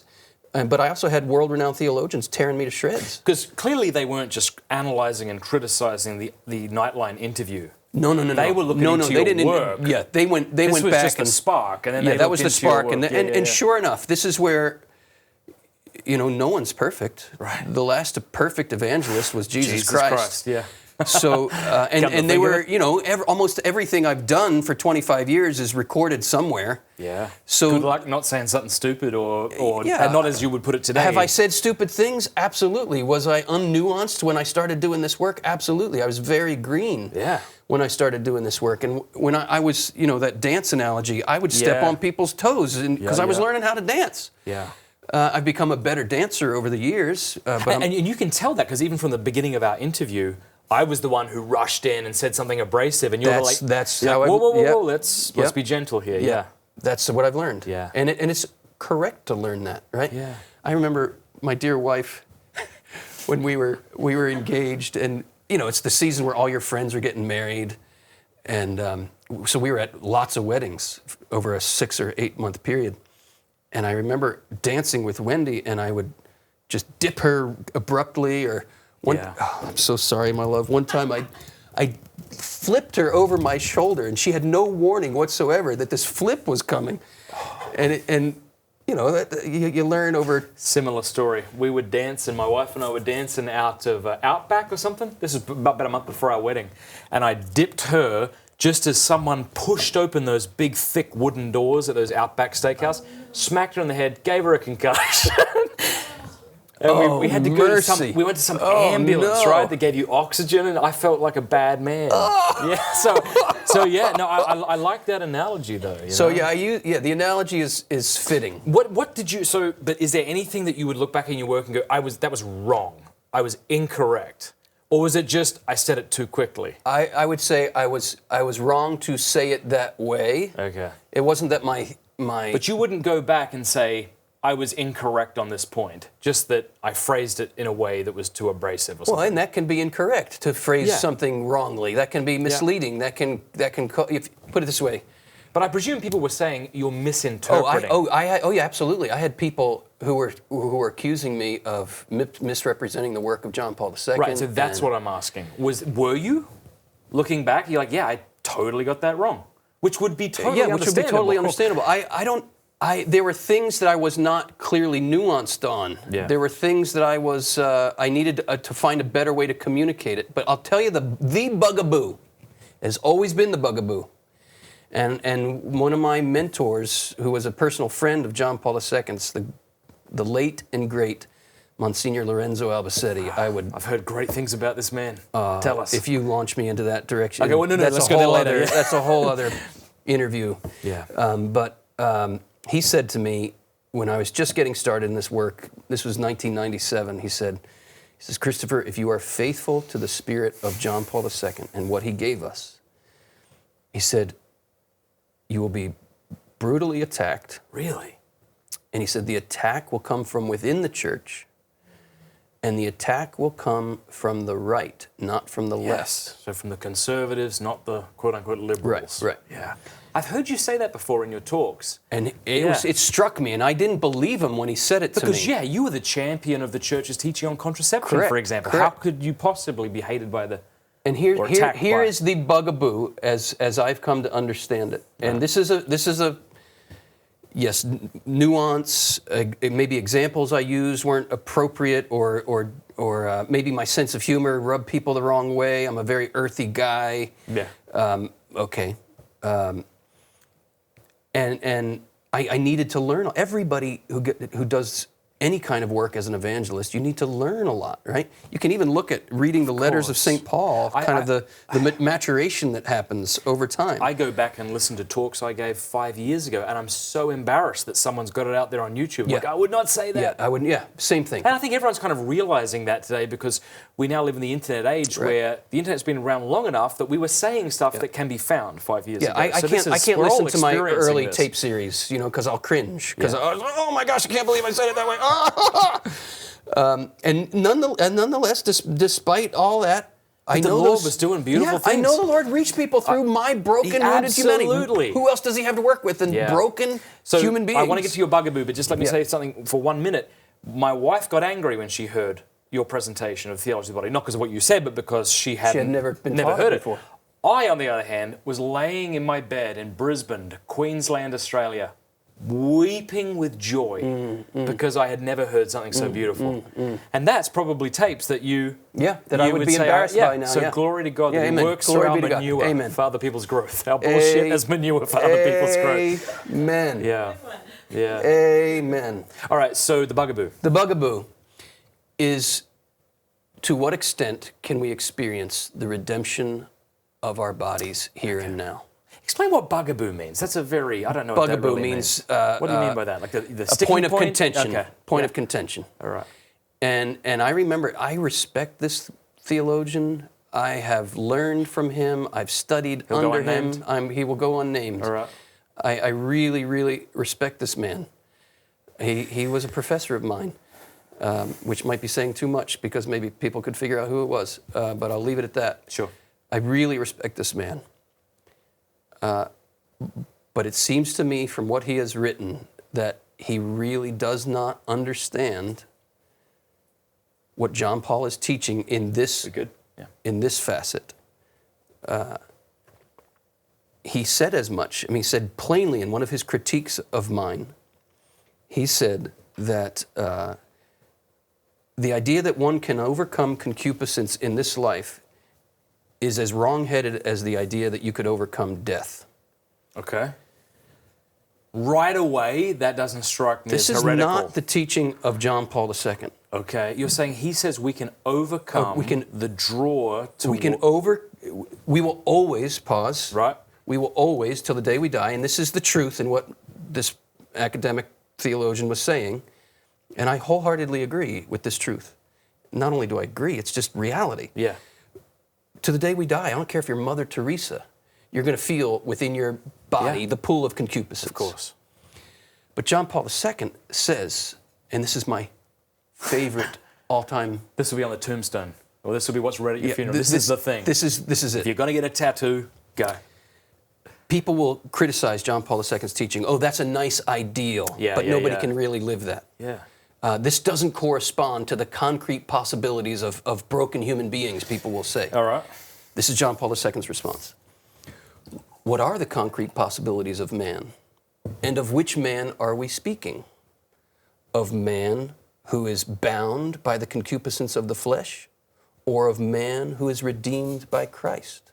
This is what is at stake, the reality of redemption. Christ has redeemed us. This means he has given us the possibility of realizing the entire truth of our being. And if redeemed man still sins, this does not mean that the power of redemption is not enough to save him, but it means by his own will, he has not availed himself of the power of redemption. The invitation of the gospel is, of course, proportioned to man's abilities, but to the abilities of the man to whom the Holy Spirit has been given. That's a long tattoo. Boom! Wow. Boom! And this is what is at stake. This is the bugaboo. This is the point of contention. So, I want to that understand redemption is real in this life. John Paul says it. What does that look like? Upwards, backwards, and forwards, he says that the redemption of the body is not only something we look forward to in the eschaton. It is something we can begin to live. Yes, begin to live now. Yeah. I've gotten in debate after debate after debate. Well, let's see. Let's do it again. Let's see. Yep. So, what you agree with this theologian, we will always experience we will always a feel draw the tug towards what's inordinate, towards inordinately pleasurable, whether that be food or sex or whatever. Because concupiscence originally didn't just have to do with sex, right? Correct. Right. There's a threefold concupiscence. Yeah. The concupiscence of the flesh, the concupiscence of the eyes, and the pride of life. So you're saying we'll always experience that to some degree or another? To some degree, but it lessens the strength of the pool. Wouldn't he agree with that? I would hope so. Of course he would. I would hope so. But what he seems not to agree with is the idea that the very character of your sexual desires and other desires, be it for food or success or whatever, can be purified to such an extent that we see the person differently. Like there are those, and John Paul II has a term for these thinkers. He calls them the masters of suspicion. Yeah, explain that. The masters of suspicion are those who are so bound by lust in their own thinking, they project it onto everybody else. So here's a story I often tell. This is Satan to Job, right? Where he's like, yeah, well, he's holy now, but just do this and he'll turn. It's like he's he's master of suspicion. Yes. Job can't possibly be faithful to you. If you took this away, then he'd buckle. Correct. Yeah. So here's a story I often tell in my talks, which I have been really, really criticized for. Okay. There are two bishops walking out of a cathedral. You've heard this one, right? Yeah, I love it. Scantily clad prostitutes walking down the street. One bishop looks away. The other bishop looks at the scantily clad woman. And the bishop who looks away says, "Brother Bishop, what are you doing? Shield your eyes." And when the other bishop looks at him, he has tears coming down his face. And he laments how tragic that such beauty is being sold to the lusts of men. And I make all the necessary qualifications, and maybe early on in my teaching, I didn't make the necessary qualifications. Okay. And I've learned to make necessary qualifications. And that's where I have learned a great deal from my critics. I want to say this very clearly. Okay. Thank you, God, for my critics, because they've helped me. They've helped me tremendously to look at what I need to look at, to grow where I need to grow. Yeah. And I love this. I clung to this during some of those darkest moments, most painful moments. Teresa of Avila says, "The humiliations the Lord allows in our lives are commensurate with our need for them." Glory. So I must have needed a big one. I must have needed a big one. Yeah. I accept that. Guess what? We all need big ones. This is part of our journey. I still don't see the point of contention. I fail to believe. Okay. Let me go on. Then I'll get back to the point of contention. So here's the point of contention with that story. All right. So here's the necessary qualifications. Then the point of contention. Sure. So I asked my audience, which bishop had a mature experience of the virtue of purity? Yes, of course. The one who looked or the one who looked away? Right. Which The one? one who looked. The one who looked. Yes. And then I say, which bishop did the right thing? Both. Both. Right. Because it's right in Scripture and the wisdom literature. Shield your eyes from a shapely woman, right? If she's going to cause you to sin, then by all means, gain custody of your eyes and look away. But don't call that the mature expression of Christian purity. Don't you dare. Blessed Absolutely. are the pure of heart, for they shall look away? No. Blessed are the pure of heart, for they shall see God. I've met women and chatted with women on university campuses who say how kind of sad and even offensive it is that men don't look at them. They get this sense that they're looking down away from them. And to say that that's mature Christianity, my God. It is, but there are people who believe, the masters of suspicion, and they are far and wide in the church, believe that that's all you can ask of people is look away, that that's all there is. And I want to believe you. I just can't imagine anyone actually making that case. It sounds like a straw man to me. Like even your professor, really, if I'm going to say to him, the grace of God can't lead you to a place where you can at least grow in your ability to look purely at another person? I have had debates with certain theologians, again, who remain nameless. Sure. And they came at me like violently, like, you cannot teach this. They think you're saying something other than you're saying, I think. Brother, this is what I think. I think they think you're saying a person could like immerse themselves in pornography, and that maybe you are saying I'm not this. saying that. Okay, and can look upon these bodies purely. Put it this way. Put it this way. You can't not be exposed to some level of pornography in this culture, right? You can't not. It's on billboards, right? It's in grocery stores. You can't not be exposed to some level of it. I remember this was, and this is all in praise of God and the grace that He can do in a life. This is not to toot my horn or any such thing. I'm just sharing a story from my own life. I remember I was at some college campus for a concert, and I go into the men's room. I'm a married man at this point. I'm teaching theology of the body. I go into the men's room, and there was a stack of pornographic pictures, like right there in front of my face. I hadn't been exposed to it since I was a teenager, and I was probably 29 or 30 at the time when this happened.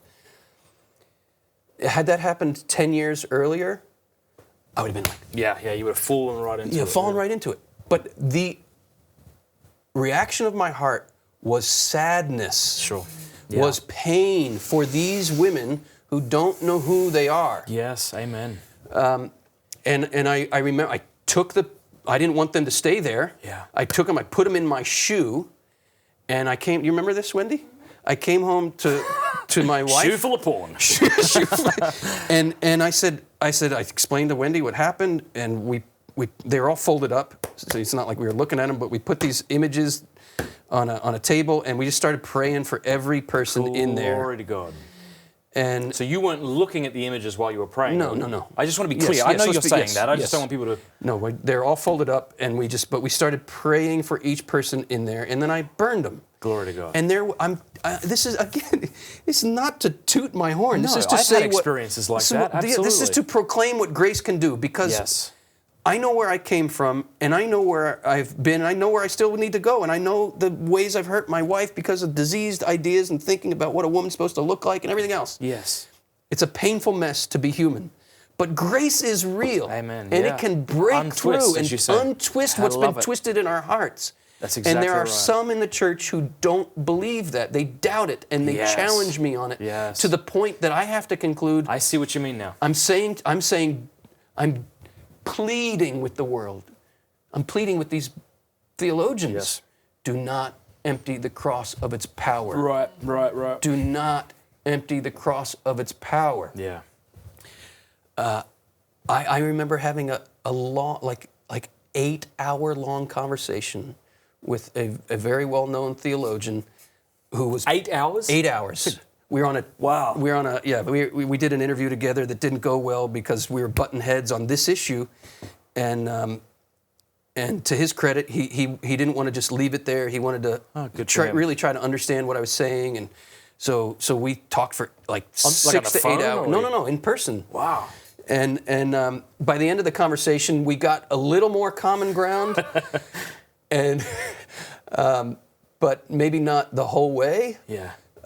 And I realized very early on, wow, this is the point of contention. I don't think people really believe that purity of heart, as John Paul II understands it and teaches it, is really which is really possible. Yeah. Have you heard of Saint Vitalis of Gaza? You've told me about him. Yeah. So I love this because of what you've told me of him. Yeah. So like in the Eastern Church, he's a prominent saint, and he was a monk who would hire himself out as a day laborer, and each night bring his wages to a different prostitute. Yep. And he would stay in her room that night and chant Vespers, chant the Psalms all throughout the night, just so she wouldn't have to sin. And there's two stories as to how his life ends. We're not exactly sure. One is he's coming out of this brothel, this place of prostitution, because many of these prostitutes had given up their lives as prostitutes to become holy wives and mothers. So one story is that it was a pimp who saw him and attacked him, and he ended up dying. The other is that a Christian saw him and was so scandalized that he would be there that he attacked him. Now the story is, and I hope this is true, that at his burial there was a candlelit procession of prostitutes who were honouring the man who was able to see their dignity even when they weren't able to see their dignity. And it sounds like what you're saying to me is that the masters of suspicion wouldn't kind of accept perhaps his protestations that he wasn't lusting. This just came out of a genuine love. Yeah. No, come on, it couldn't be that. It couldn't be. Yeah, so the two bishops, right, the story I tell, the one who looks away, Brother Bishop, what are you doing? Shield your eyes. Yeah. That's the master of suspicion. Yeah. Because he can't imagine other. If you are looking, you're lusting. Right. That's the interpretation of suspicion. Yeah. And I've run into it over and over and over again. I've experienced that own redemption in my life. You know, some of the things I used to hear prior to getting married was when I came together with my wife, all of those images rushed into my head. And I was afraid of that. And I remember really praying our wedding night, like, Lord, free me from that and give me purity of heart. Yeah. Help me to love this woman. And I swear to you, there was not an inch, centimetre, nothing of lust. It was a pure gift, and I experienced a beauty and a joy and a reverence that I was afraid may not have been possible. And that isn't to say that I didn't then struggle with things and don't still now, but... I had a very similar experience. It was 3 weeks before our wedding. I was praying in front of the Blessed Sacrament about my wedding night, because I had a history of looking at porn as a teenager, and I was afraid of these images coming back the same thing. And I remember very clearly the experience of what seemed to be the Lord saying to me, give every image, every diseased idea you have in your mind, go through the whole catalog and give it to me right now. Give one by one, give the lie to me, and I will untwist it and show you the truth. And this is back to that basic principle again. The devil doesn't have his own clay. Pornography is the mockery of something sacred and holy. Yeah. And we overcome evil, not just by wagging fingers at evil. We overcome evil by supplying the good that is being mocked. Right? But back to the whole, I'll get back to my story, but remember earlier my friend who helps people out of satanic cults. Gosh, you're very good at bringing all these threads together. I keep track of them, or I try to excellent, anyway. Yeah. So he says... I have ADD, something massive. Continue, yeah. So the goal is to get these people in the satanic cults to the Mass, because that's their healing. But you have to take them on a step-by-step, very gentle reprogramming of the holiness of stained glass windows, of the holiness of an ambo, of the holiness of the altar, of the holiness of a priest. So what would be an example? Like, what's one of the small things that your friend begins with? I haven't gotten into the nitty-gritties of how he does You might it. imagine that he shows them something simple. Maybe like it's the fragrance of incense. Sure. I mean, let's put it this way: those who've been sexually abused by clergy. Yeah. In the back room of churches. Yeah. How can we even expect them to walk into a church, right? We have to be so understanding of the depths of wounds in human hearts. Yeah. So even as we hold out the fullness of truth, for example, those who have this interpretation of suspicion, instead of just me pounding on them, you're wrong and I'm right, you're wrong and you're wrong. I mean, I really, really believe they're wrong. And it's not my teaching, it's the teaching of John Paul II, and it's not the teaching of John Paul II, it's the teaching of Christ. Right. I really believe they're wrong. I really believe they're blind on something. But I have to meet them where they are and love them where they are and offer the pain they've caused me in defaming me, in slandering me. And I have to learn how to offer that pain for them because they're in pain. How did you do that for 6 months? Because you made a strict decision, I imagine, not to respond. Is that right? Were you checking things online during that time? No. Yeah. That's an incredibly beautiful I needed to go into my own interior and look at where was the merit in what was being said. Yeah. Because there's always some element of truth. It's not just coming out of nowhere. That says so I would say as I look back at all that criticism, 15% of it, I can say, I said that stupid thing. Yeah, that was a mistake. I didn't nuance that. But I'd say 80+% of it, 85% of it was... What's the desire for blood, though? That's what's interesting to me. Yeah, that was puzzling to me. Why is it like... But it's human nature, isn't it? It's human nature. I know it is. You just wish that stuff didn't happen in the church. But it's human nature. What is it, though? He came to his own, and his own did not receive him. Yeah. You know, and I'm not trying to make myself out as the Christ figure here that got martyred, but... I will say this. One priest said to me, and it was very consoling. He said, Christopher, if the sinners and the prostitutes are repenting and the scholars are up in arms, it's okay. You're in good company. And that's not to exonerate myself and say I'm 100% right. No. You've already said you. So anyway, now I'm on a tangent and I forget where Black Mass. Black Mass. The gentleness we have to have. It's a good analogy. Just like your friend has to bring people back into the Mass, we need to help people work through those wounds that grace untwists so that they can then behold the goodness of the body again. Yes, but I want to say to all those masters of suspicion, there's more. Taste and see? Yeah, taste and see. There's more to see. There's more freedom. God exists. It's real. It's real. It's real. What he did on the cross is real. And I know they know that, but... Sometimes we can know stuff without knowing it, though. We know it here, and we don't know it here. Yeah, I don't know. But I think you're right. It's true. I mean, it's like my son the other day was in the car, and he was saying the word wallet over and over and over and over and over and over and over and over. Wallet. And at some point, it's no longer a word. It's just a sound. It's a term that doesn't convey a concept. And I think sometimes it's something similar. God loves you. I know. Shut the heck up. Yep. You do not know. And so sometimes we can know without knowing, You know? I know. Yeah. Teresa of Avila, who was not a trained theologian, but she's a doctor of the church, and one of the greatest mystics, obviously. That's the PhD you want. That's right. Doctor of the That's church. the degree. Give me that degree of glory. Give me that degree of glory. To another.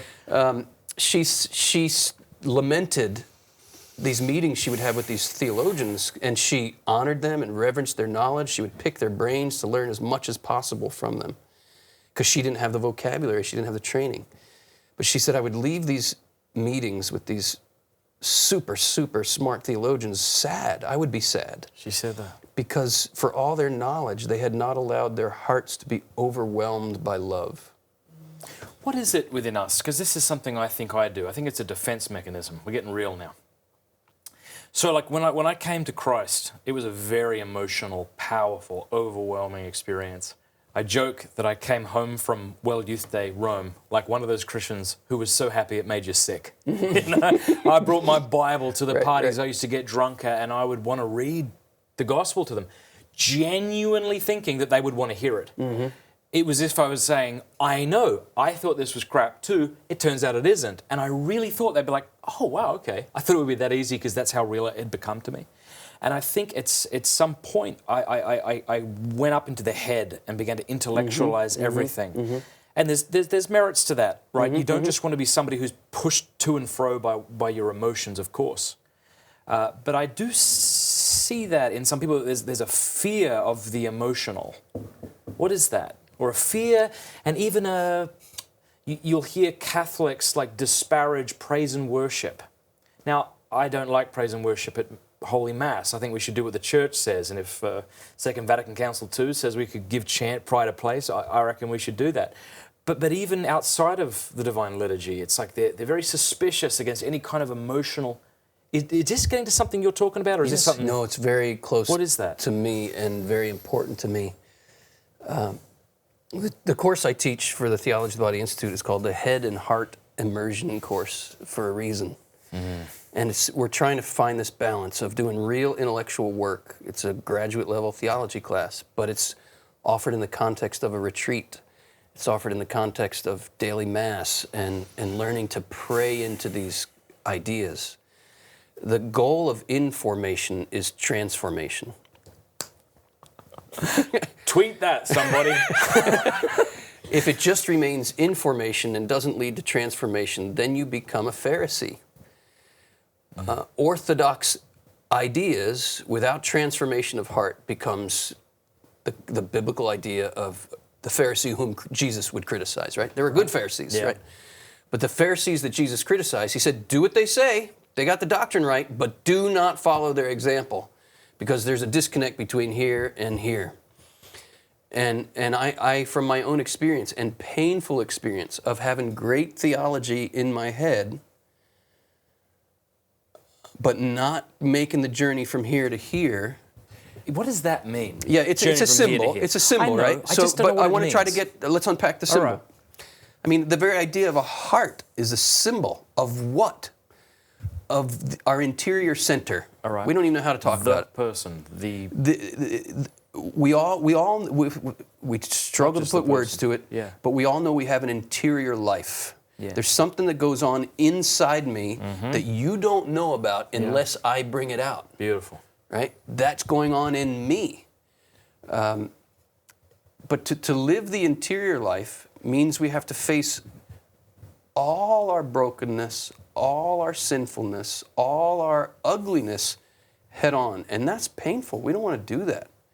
It's much easier to get the doctrine right and then put on a facade of, I know what I'm talking about. I'm in control. Yeah.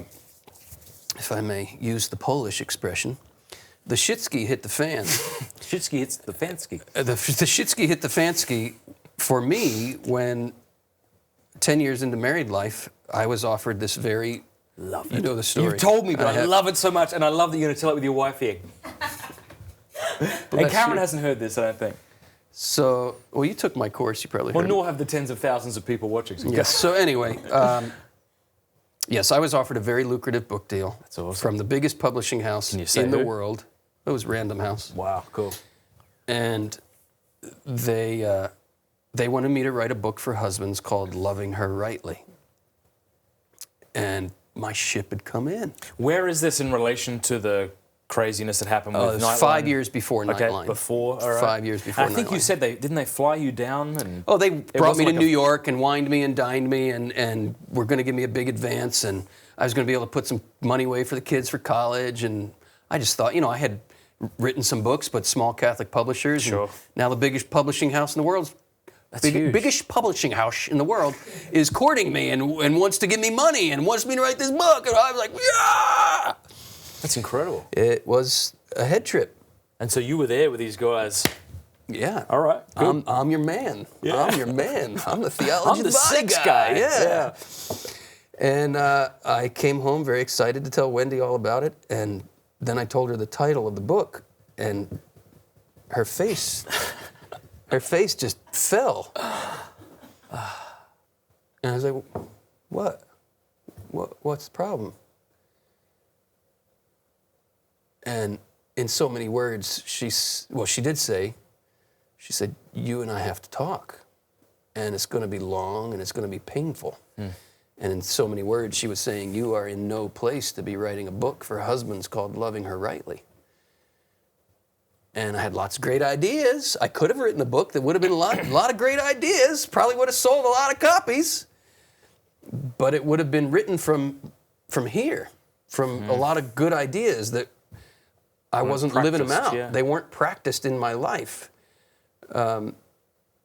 because of a disconnect. Again, back to this symbolic idea. What do we mean? We're talking about intellectual knowledge versus like lived experiential. It's like the biblical, like he knew his wife. Yes, correct. Yeah.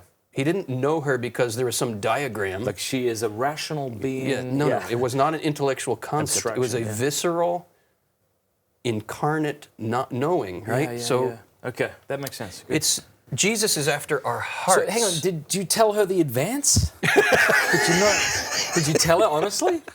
Like, I'm really serious here. Like, if I was married to him and I was like, no, that's weird.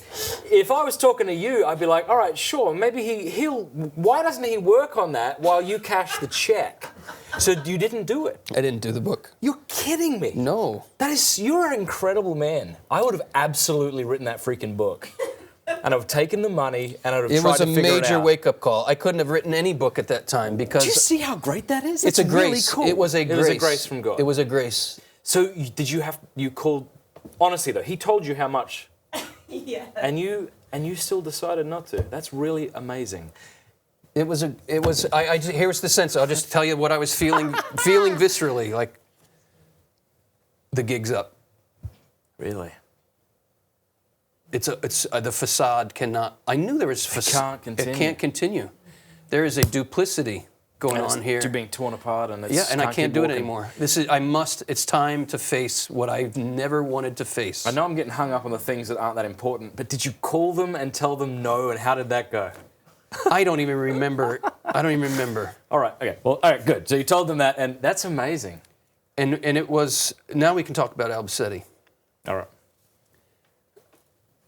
Monsignor Lorenzo Albacete plays a big role in all of this. It was three. We're gonna look him up. Yeah, Can we do that? Get a picture of him up here. We got it. Let's see Monsignor Lorenzo Albacete. Is that him? No. Hi, Doug. Monsignor Lorenzo Lorenzo Albacete. Lorenzo Albacete.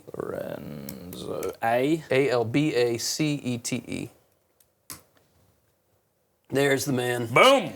So this is how he looked towards the end of his life. This is how he looked when I had him in class, like this. I think I've seen that picture before, but yeah. There he is. There's my man. Such a beautiful. Ah, my goodness. yeah. Ah. When did he pass? 2014. That's him? No. Get away. There he is.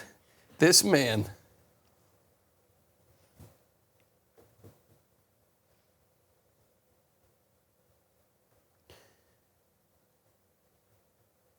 I don't remember a lot of what he taught in terms of concepts and ideas.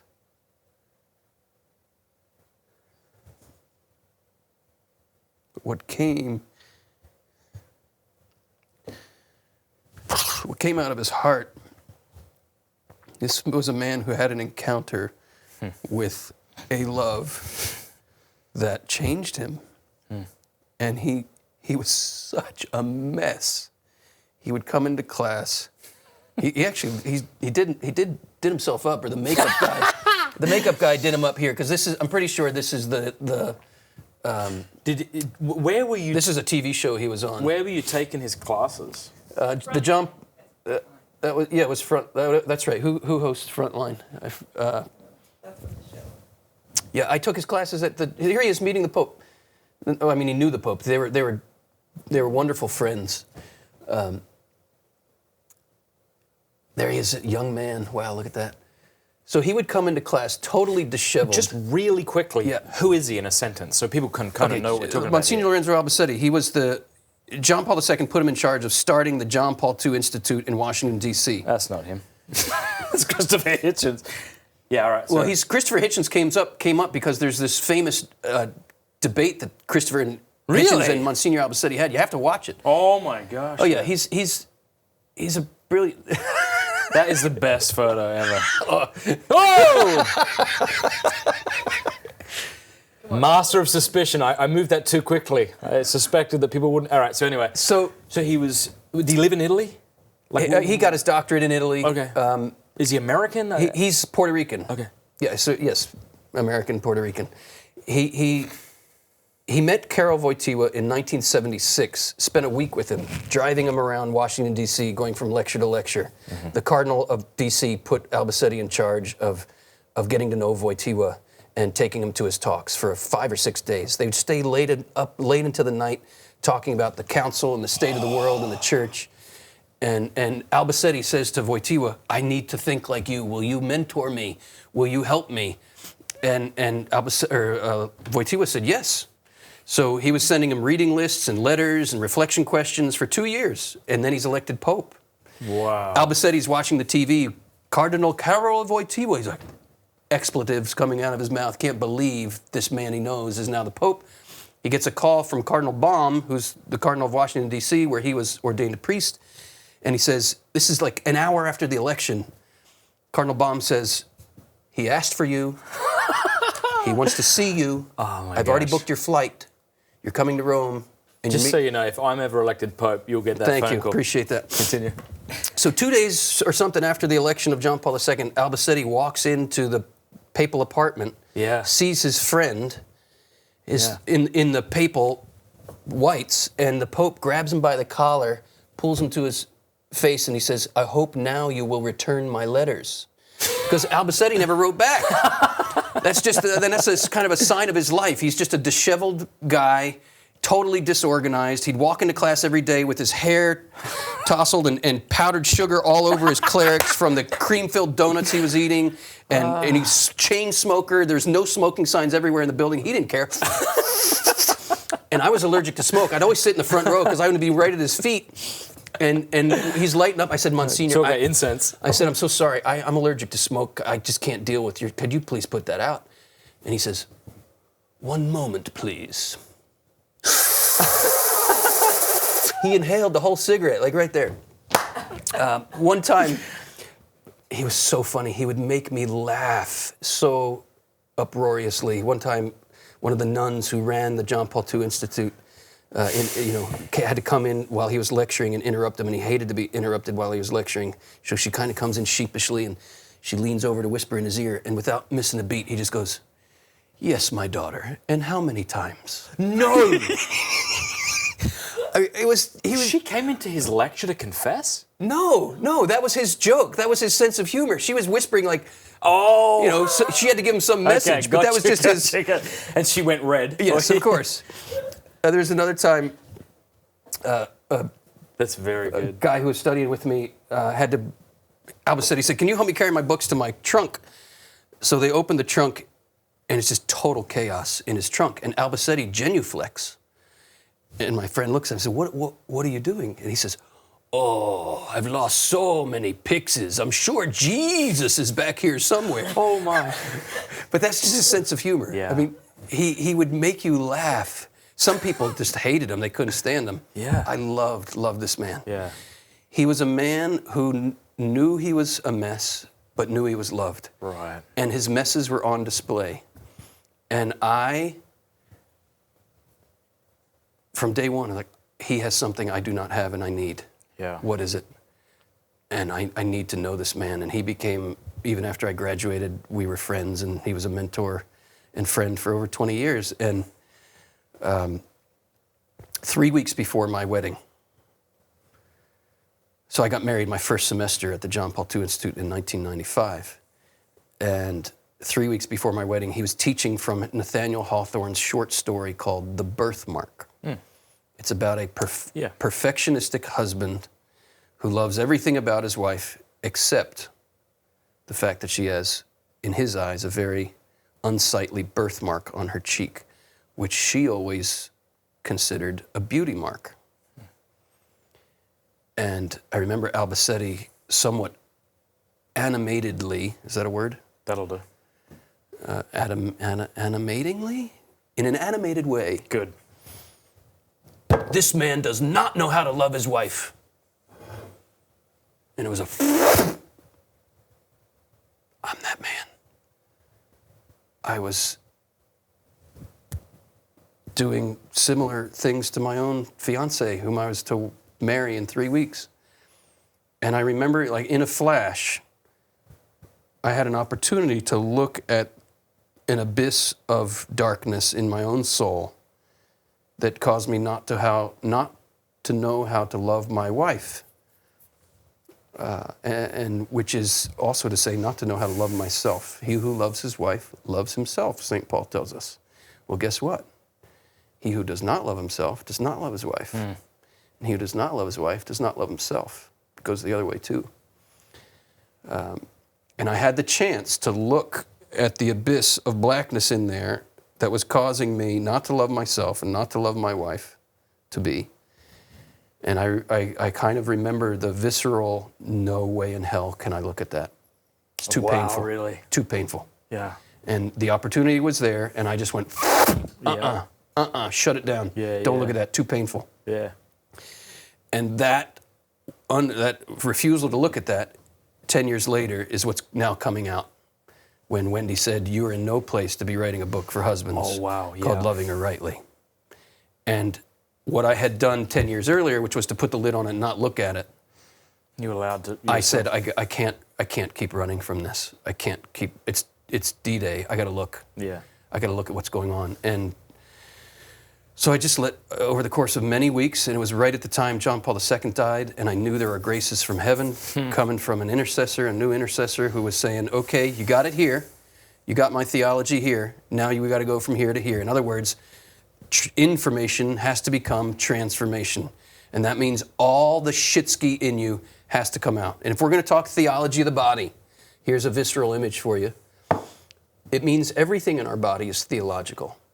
Not just our sexuality, but your ears and your eyes and your lungs and your kidneys and everything tells something of an inner mystery, a spiritual mystery. And so does our excretory system, right? Jesus says it's not what goes into you that makes you unclean, right? Go. That just passes through, it goes into the latrine. Yeah. But he himself is making a connection that what goes into the latrine is a kind of image of the other kind of shitski that has to get out. Spiritual shitski, right? And a lot of us, here's what happens when we keep it in the head. We keep all our theological, spiritual knowledge in the head. Knowledge of who God is. Jesus loved me, this I know, for the Bible tells me so.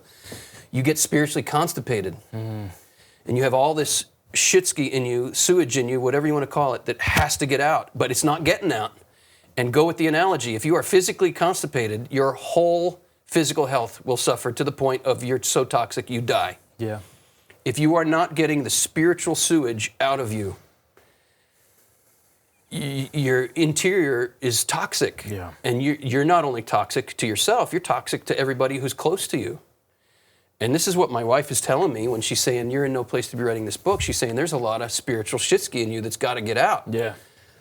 And she was absolutely right.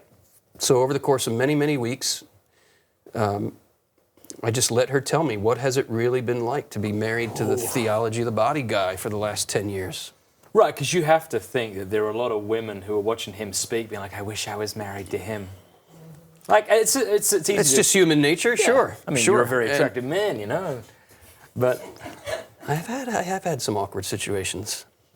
We don't need to get into yeah, like a woman who shows up at your door. Yes. No, but totally, right? And I think you've said this to me before. Like, you cannot help but be infected by that praise. If I give a talk, someone's like, you've changed my life, and I'm like, oh, praise God. And I hope I mean that, but I'm also a mess, and so I take my identity in that because I don't take it enough in our Lord and His love for me.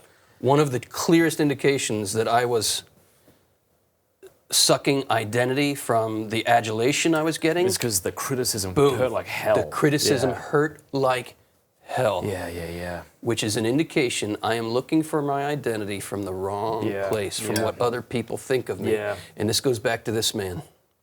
Yeah, he didn't give a crap. He didn't give a flying hoot. What you thought. I went to him during the criticism. These few words changed a whole disposition. And I wrestled with it for so long. I was like, how can he say that? I remember it distinctly. I had picked him up. He was driving in my car. It was at the height, summer of 2009, when all the blogosphere was just tearing me to shreds. Well after. You've known him for a long time then. 20 years. You were in that lecture. That was before you were getting married, and now Yes. it's okay. Right, so you were driving around after. So all driving this around, crap hit the fan. and I'm sharing with him, because he knows a lot of these people who are tearing me to shreds, and I'm sharing with him my pain, and I'm looking for a little sympathy. Yeah. 4 words. 4 words is all he took. Yeah. He says, "Why do you care?" Yeah. I was like, that's how he lived. Yeah. That's how he lived. Because here's my spiritual director's shorthand. Whenever I'm looking for my identity from creatures and not from the Father, Yeah. he just goes like this. Who does this? My spiritual director. Oh. And what he's saying is, are you looking here horizontally, or are you looking here? Yeah, yeah. And the crisis, the reason that whole blow up after Nightline was so painful to me is because I had spent my life looking here for affirmation. And of course, I'm this kind of rising public figure in the church, and bishops and cardinals are calling me in to advise them on their, evangelization efforts, and my books are selling. Yeah. I'm making good money, and I'm just this rising star, and I'm looking for identity in the wrong places. And the Lord, in His mercy, in His mercy, remember Teresa of Avila, the humiliations that the Lord allows are commensurate with our need for them. What the Lord was saying, this is how I look back on it. It took me a long, long time to get there. It was not easy going. But what He was saying was, come to me for your identity. And the way to get you to come to me for your identity is to rip the rug out from under you, to show you you're looking to the wrong place for your identity. Yeah. You said to me earlier when we were having breakfast that you thank God for that moment, and that you said if it weren't for that grace and your ability by God's grace to respond to that grace, you wonder where you'd be right now. Do you ever think about that? I can tell you this, the last 10 years of my work in ministry have had a very different flavor than the first 10 years. Yeah. And what is that flavor? I'd say I'm not worried what people think. I mean, it still comes back to me. I'm not perfect at it, but I'm much less worried what people think of me. There has been a deeper acceptance of my own imperfections. And I mean, what's the deepest fear of the perfectionist is that his imperfections are going to be on display to others. So what does he try to do? He tries to hide them. Yeah. How does one overcome such things? Well, in my life, one of the things the Lord allowed was for a lot of my imperfections to be on display to a global audience when all those criticisms came out.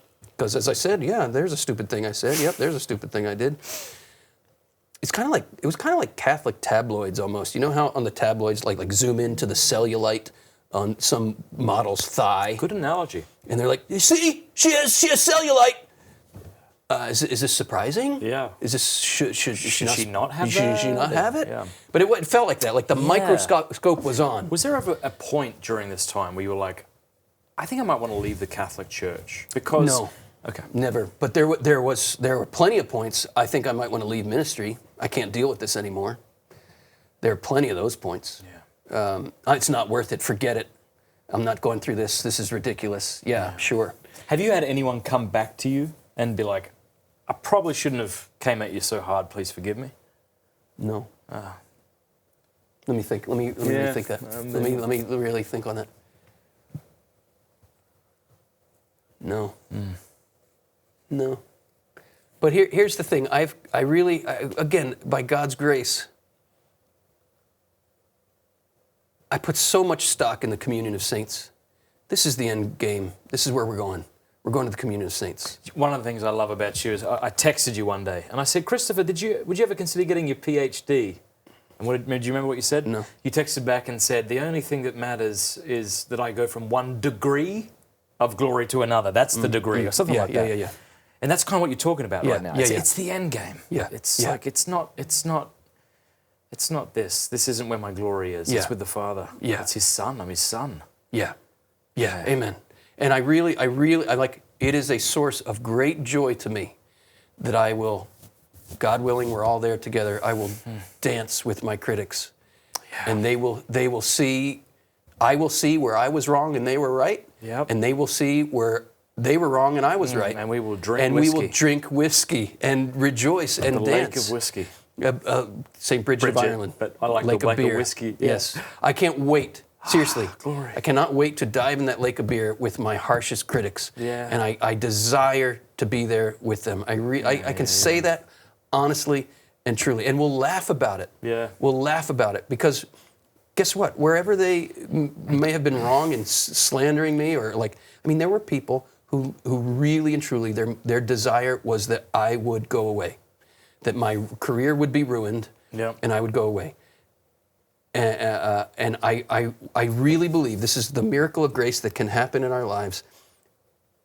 I will sit down with that person in the communion of saints, and we will laugh together about that, because we will see how the Lord used it to make all of us more holy, because that's what He always does. Yeah. If we're willing to let Him do it, there's nothing that can happen to us the Lord cannot use to make us more holy. I have two thoughts that have come to me that have seemed insightful. Not necessarily that they are insightful, but they pierced me. One was, and I think of them as like sentences. One was that reassuring moment when someone knows you more than you do and still likes you.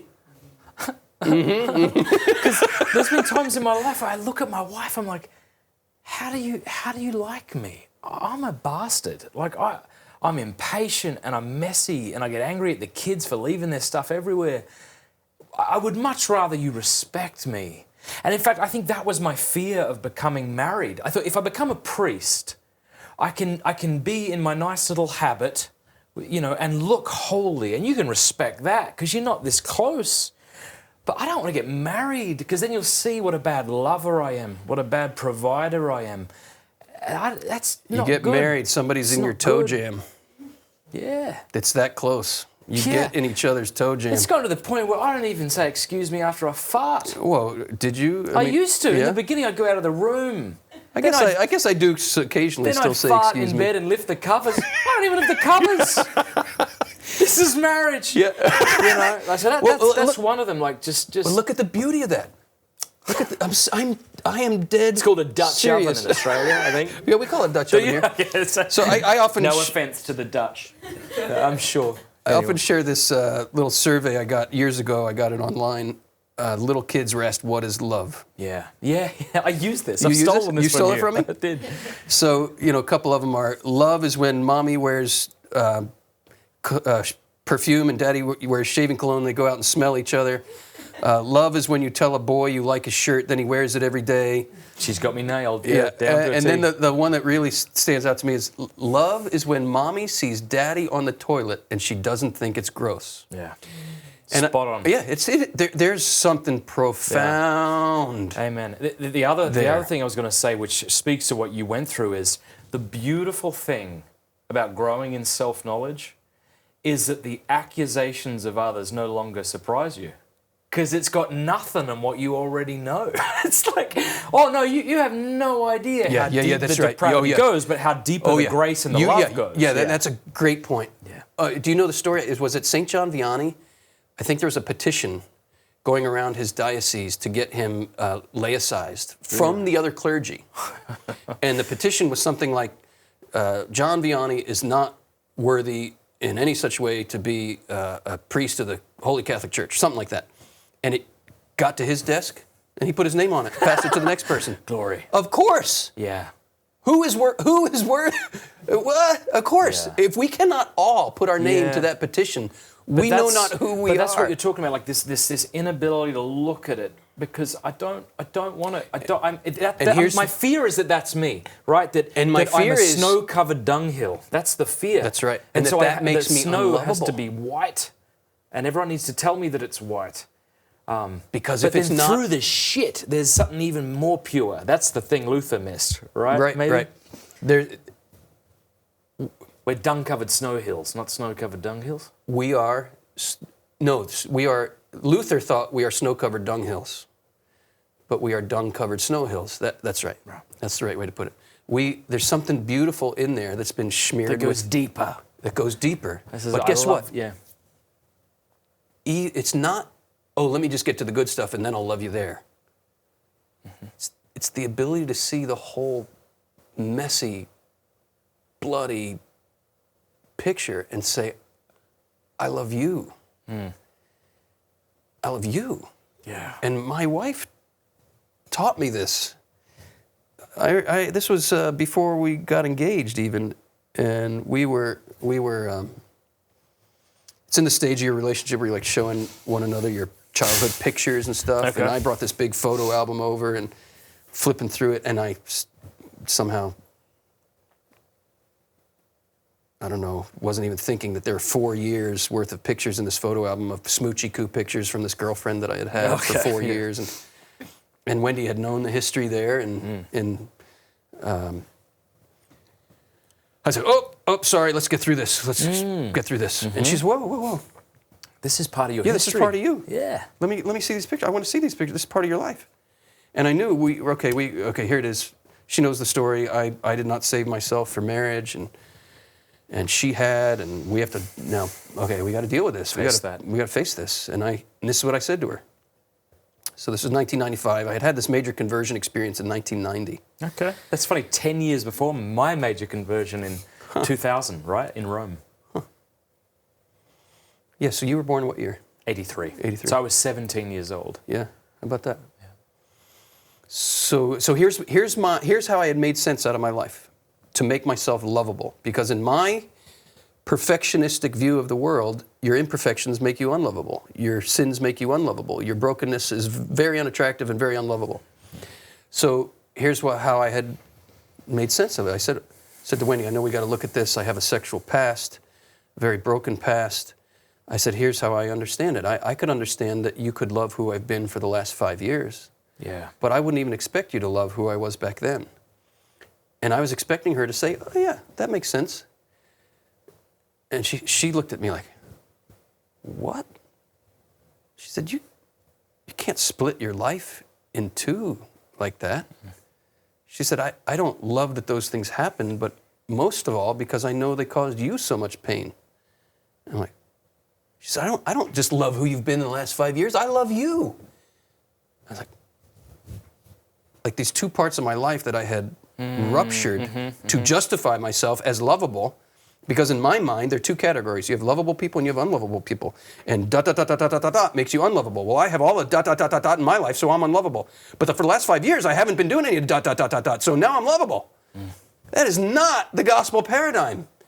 His love was shown for us in this, that while we were still sinners, God sent his son. Yeah. Right? In the shit, we're loved. Yeah. In it. Yeah. In it. We're loved in it. Do I have to get out first? No. Okay. You're loved in it. You're loved in it. My spiritual director summed up my whole neurosis. This is about 6 or 7 years ago. And you say shit a lot, so I'm giving myself permission to say it. Here we go. Well, I mean, Paul says it. He does. The word shit is in the Bible, and it is. Phalma? What's the Greek? It's we translate it rubbish, and it's rubbish to translate it as rubbish. If I do say show myself. Yeah. Yes, he says, I consider everything so much shit compared to what? The surpassing glory of knowing Christ. Yeah. So my spiritual director, plain talker, straight shooter, love him for it, maybe 7 or 8 years ago, says, Christopher, you think a saint is someone who has his shit together. No. A saint is someone who has all of his or her shit open to the merciful love of the Father. Game changer in my life. Game changer. Changed the whole paradigm. Really? Changed the whole paradigm. So you said, what's different in the last 10 years of my ministry? That's different. That's what's different. For the first 10 years, I was trying to cover up my shit so I could pretend I was the Theology of the Body guy and had it all worked out.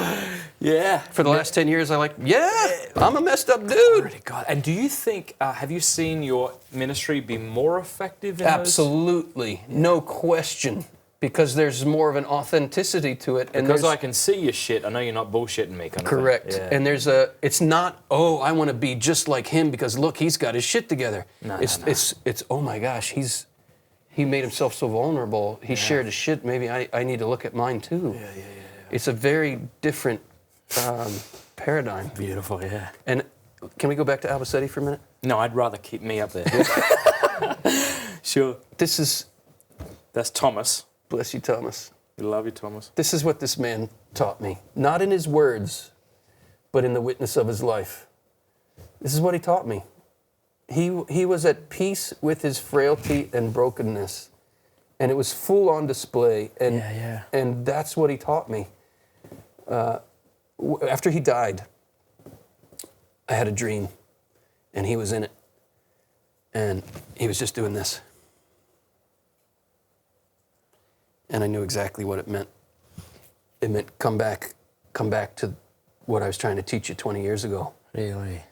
And I reread that Nathaniel Hawthorne story. I made it a meditation.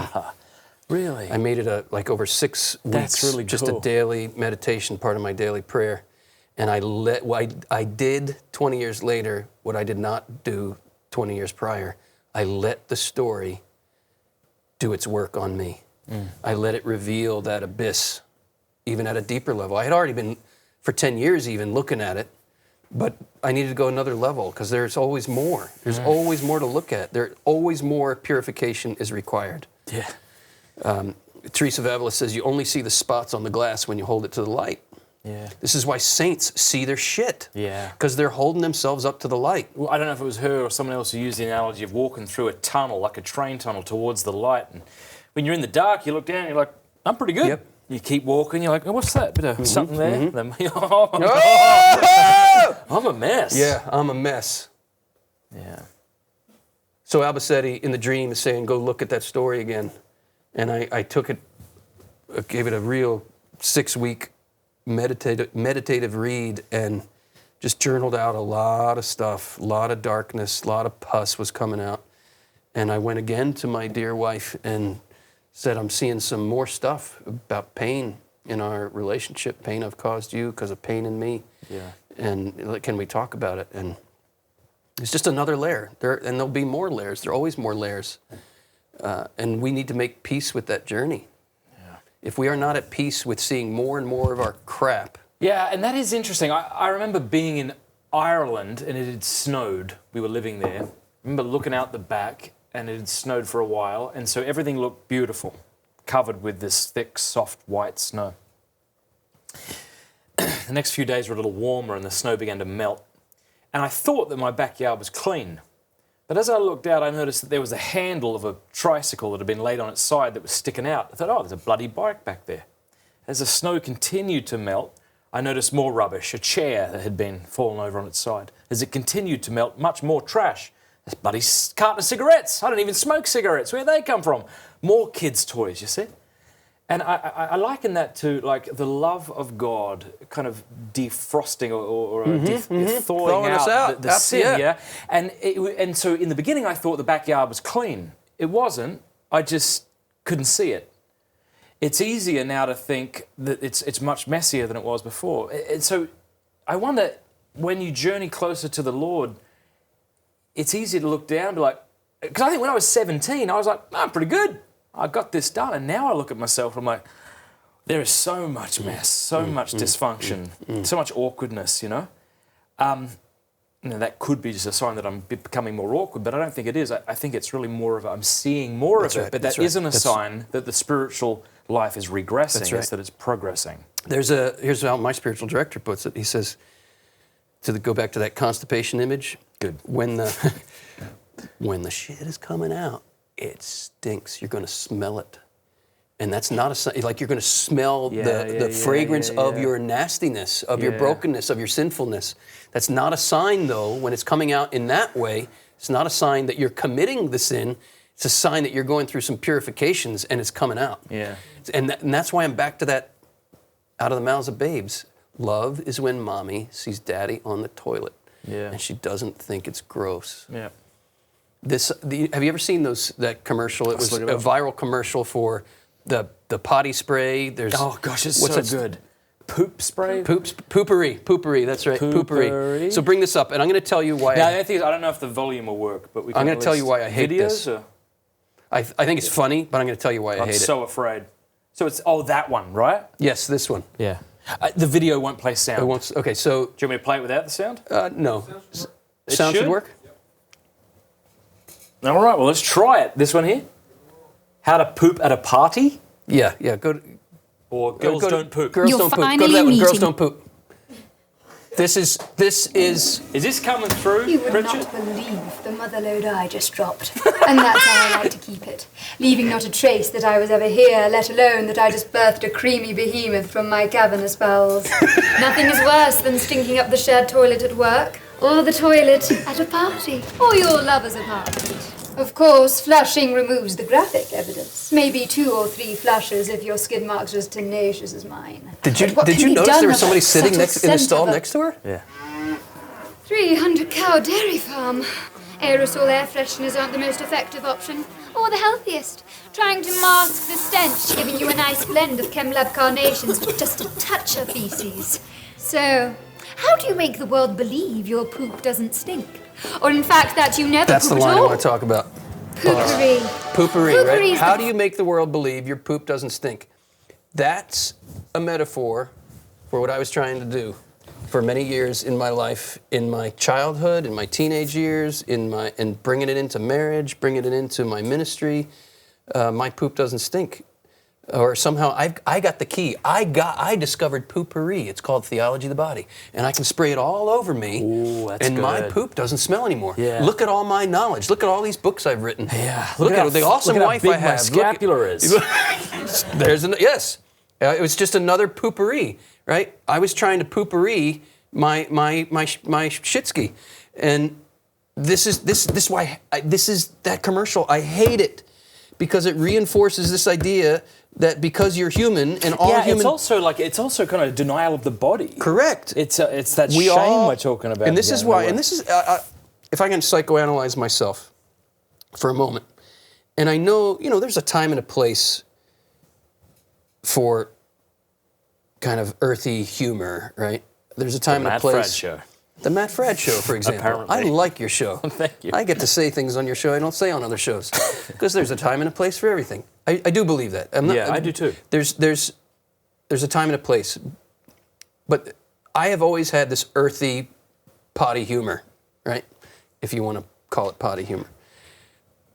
Joking about bodily functions, joking about trips to the toilet, etc. I find it funny. I love joking with my kids about it. If I could psychoanalyze myself, what I'm really trying to do is come out. Is it to reconcile that bit of you? Yes, is to say this is part. See, we don't like that. That's part of our lives, Yeah. right? Yeah. It's vulnerable. Close the door. Go to travel a little bit. Go around the world. See how other people do their business. Yeah. It'll open your eyes. My brother lived in Africa for a few years, Yeah. and the stories he would tell about the village, you just go over here and do your business, male or female, squat and do it. And to us, and it was, what? It kind of seems unhygienic as well, though, doesn't it? There's that point All right, too, sorry. but that's not my point. Okay. So I was doing my business right before this interview, Yeah. and you came into the urinal, and I'm right next to you, and I loved that you talked to me. Did I? Yes. Good. It was normal. I loved that. Tell the story about you in the Denver airport. Okay. Yeah, this is actually pertinent. It's actually making a point. Yeah. So I'm in the Denver airport in the stall, Yeah. men's room, and some guy sits in the stall right next to me, and he says, "Hey, how you doing?" And I said, "Great. How you doing?" He says, "What are you up to?" Like, same thing that you're up to, apparently. And then I hear him say, "This guy sitting next to me in the stall thinks I'm talking to him." He was on his cell phone. All right.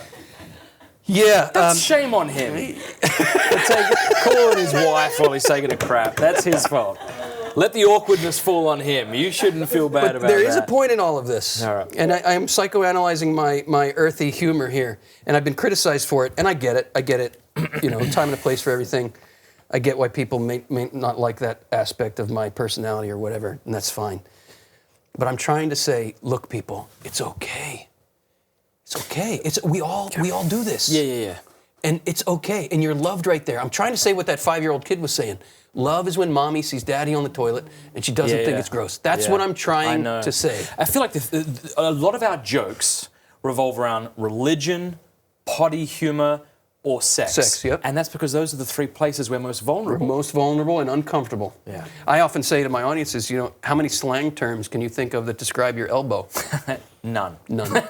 How many slang terms can you think of that describe parts. those parts of your Yeah, body that yeah. distinguish you from the opposite sex? Most of them crude, rude, and derogatory. Yeah. Why? Yeah. We are ill. We're ill, yeah. We don't know how to talk about this in a at-home, peaceful Yeah. It's like that way. woman who came up to me, please don't say the word penis. Yes. Why? Yeah. Do you mind if we dive into some questions? Anything. All right, well, let's dive into some questions, and there's quite a bit here, so maybe let's try and keep them brief. Keep my responses brief? Is that a challenge? Yeah, that's a challenge. That's Let's a tough try and one do for it. me, but I Yeah, will try. well, you can say enough at any point. All right. These are from my patrons. Joseph Daly says, what would Christopher say for someone who is discerning the priesthood but struggling with pornography? Well, I would just put the priesthood aside for a moment. And I would say, what would I say to somebody struggling with pornography? You're looking in the wrong place for something very good. The hunger you feel that leads you to that trough, so to speak, the solution is not to repress the hunger. The solution, how do we overcome evil? With good, not with emptiness, not with a void. How do we overcome unholy art? We overcome unholy art with sacred art. How do we overcome unholy images with holy images? How do we overcome the fact that you're eating poisonous food? You eat good food.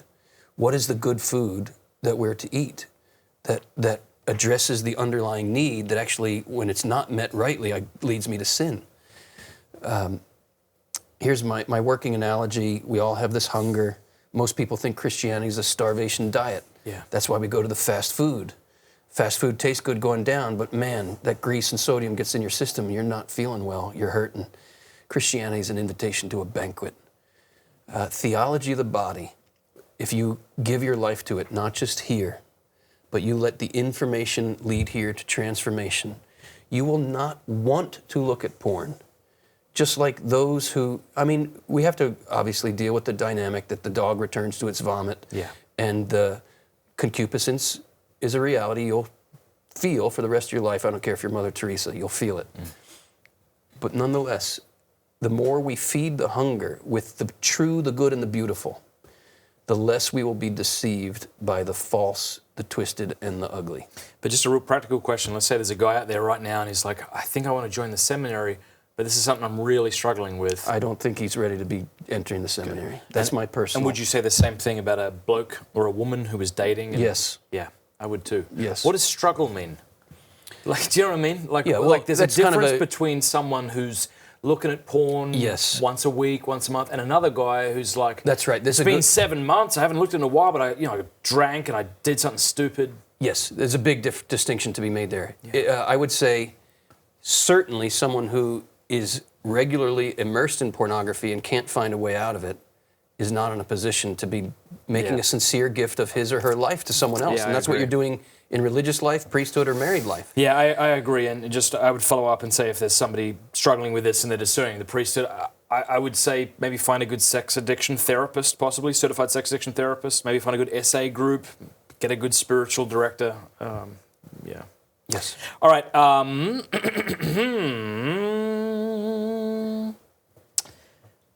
Feminism and theology of the body. Is it compatible? Depends what we mean by feminism. And theology of the body. And theology of the body, yeah. Theology of the body, what is it? For those who don't know what it is, it's catechesis, first and foremost, that John Paul II gave first 5 years of his pontificate, a biblical reflection on the meaning of human embodiment. Why did God make us this way as bodily creatures? And in particular, why did he make us male and female? It kind of gets put in this category of, that's for sexual ethics, that's for marriage prep.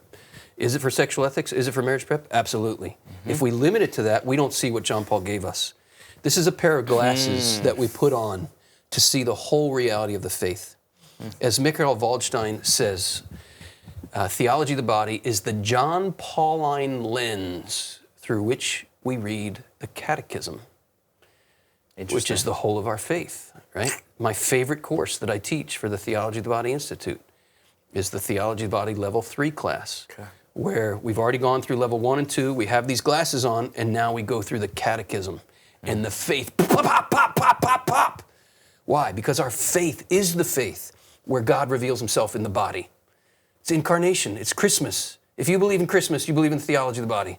That's our faith. So that's what theology of the body is. What's feminism? Depends. Feminism, as it's typically understood, there are things that are compatible with theology of the body and things that are not. The brand of feminism that would say for a woman to claim equality with a man, she has to make herself more and more like a man, this is not an authentic vision of manhood or womanhood, and therefore not compatible with theology of the body. A feminism that seeks to uphold the dignity of woman as woman, that is whole and entire compatible with theology of the body. That's, in fact, theology of the body is the key to authentic feminism. So John Paul II praises all that is good about the feminist movement that, started in the 1800s, gained steam in the 1900s, and now has morphed and twisted into something weird and funky that is really anti-woman. I think about it from this perspective. If a woman, to claim equality to a man has to make herself more and more like a man, then isn't she buying the lie that she's not already equal in her dignity as a woman? So there's a poisonous lie underlying a lot of what goes by the name of feminism. Yeah, next, just for our listeners, next month I'll be interviewing somebody who was, she's got a PhD. She had bought all into the kind of negative aspects that I would say negative aspects of feminism. So we'll be dissecting that a great deal. Wow. Yeah.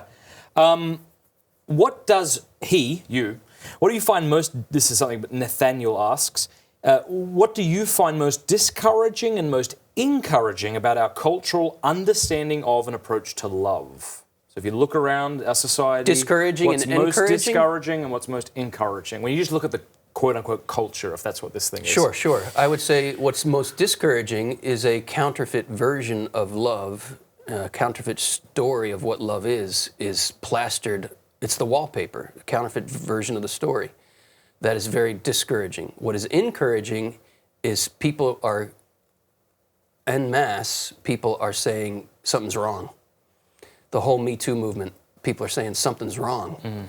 There are some, I put it this way, the truth of the church's vision of human love is confirmed in the wounds of a culture that rejects it. Indeed. But those wounds are instructive, and you can only numb yourself to the pain for so long. But the culture that sells a counterfeit version of love also has to sell the numbing agents to keep us from recognizing the pain we're in. Yeah. So one of the most instructive things we can do for ourselves is have the courage to remove your numbing agents. I'm sitting here in this interview with you because 30 years ago, I did a little experiment when I was a freshman in college, and I decided to stay sober for one weekend. Intentionally, so I could observe soberly what was really going on. And it opened my eyes to the illusion that people were having a good time. And that was the beginning of this journey.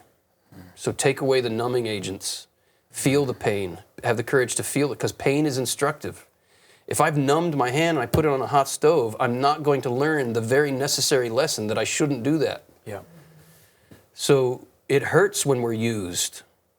It hurts. It frickin' hurts when we are used, because we're meant to be loved. And the opposite of love is not so much hatred. The opposite of love is to be used. And yet we live in a society that says if you both agree to use each other, that's when it's okay. Right. But we know if we remove the numbing agents, and that's a big if, because most of us are just numbed up. We're numbed up by noise. We're numbed up by booze. We're numbed up by whatever. Yeah. We're numbed up by this. Yeah. All day long. If you have the courage to remove the numbing agents, listen to the pain, and it will lead you to the truth you're looking for. Yeah. That's great. Here's a good one.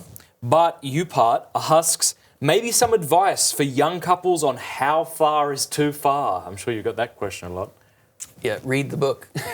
Which one? Good News About Sex and Marriage. I say that because you will get a much more thorough response there.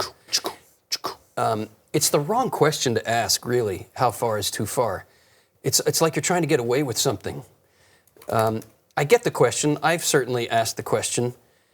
But here's the line, right? If we're going to draw a line, I'm not going to draw a line in behavior and say, if you do X, Y, and Z, you've crossed the line. Well, maybe you have. Maybe you have. This one, yeah. So there's a new edition, even more revised than this revised edition. The revised edition. The revised and updated. Much better front cover. That is much better, yeah. Much better.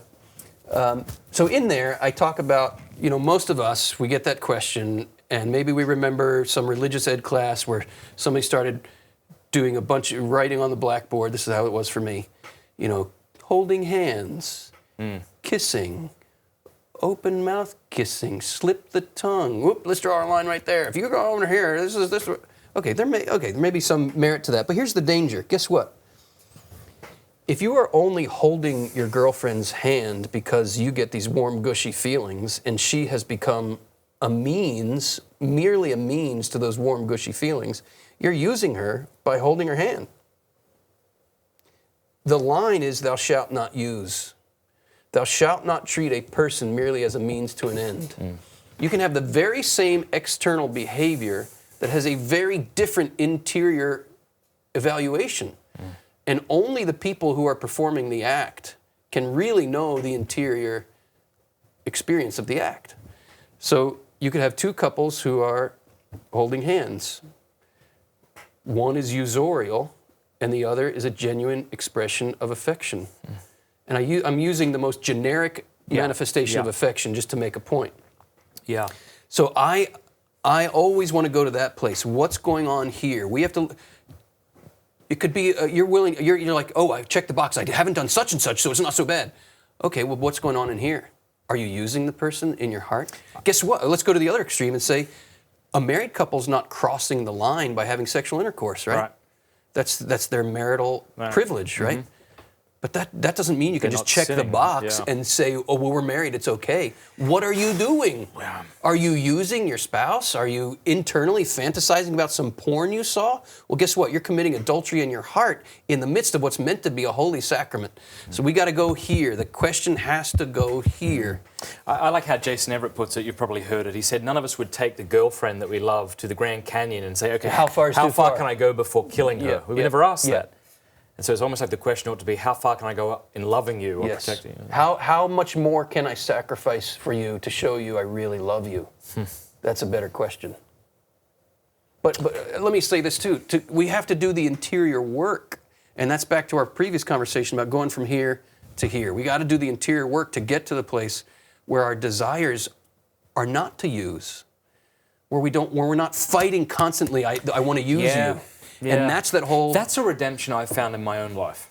So there was a time when I looked at porn. There was a time when I didn't look at porn. And then there was a time I didn't look at porn and didn't feel the constant pulling toward it.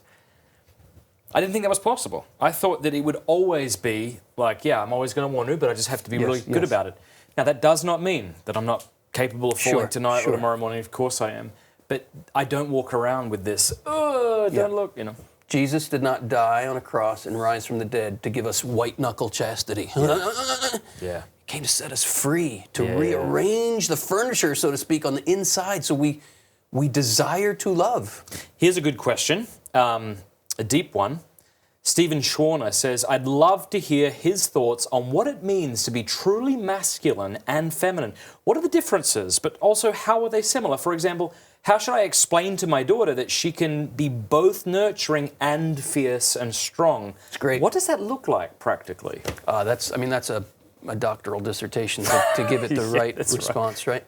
But it is, isn't it? Yes, we must. Because it's like we used to celebrate the differences, and now, in the name of diversity, we've like, well, if you're a kind of a masculine girl, then maybe you're really a man. It's almost like we're flattening all the differences. And by doing that, we're buying straight into the stereotypes that we're supposing that we're getting rid of. But we're buying right into them. Hook, line, I've and never sinker. been a sports guy.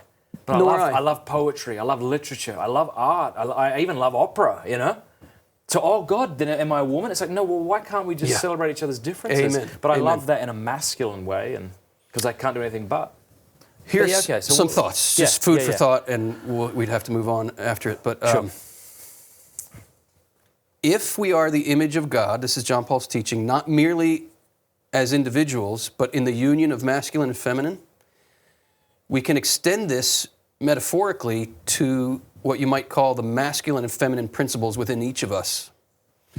Within me, there's meant to be a marriage of what you might call masculine and feminine principles, which will manifest if it's properly integrated in me, it will manifest itself in an authentic, integrated masculinity, where I'm not threatened, just as you were saying. My masculine identity is not threatened by the fact that I like opera or I like ballet or whatever would stereotypically be called, that's the female world or whatever. If I am rightly integrated with the masculine and feminine principles within me, I will have an integrated masculinity.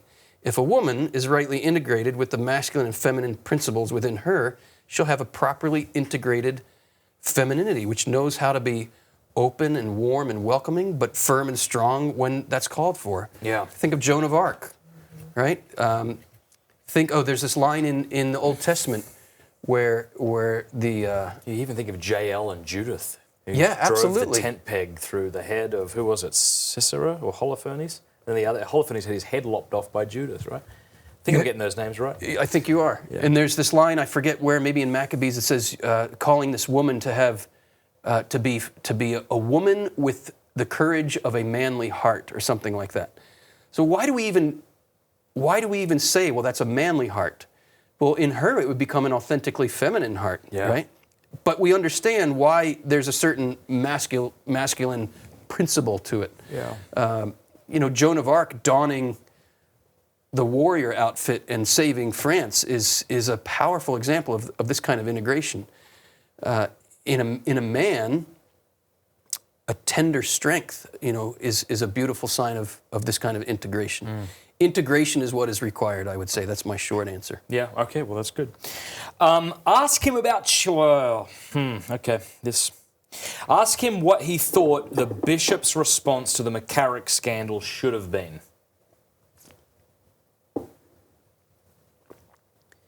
That's me asking you. Yes, deep, humble, immediate contrition.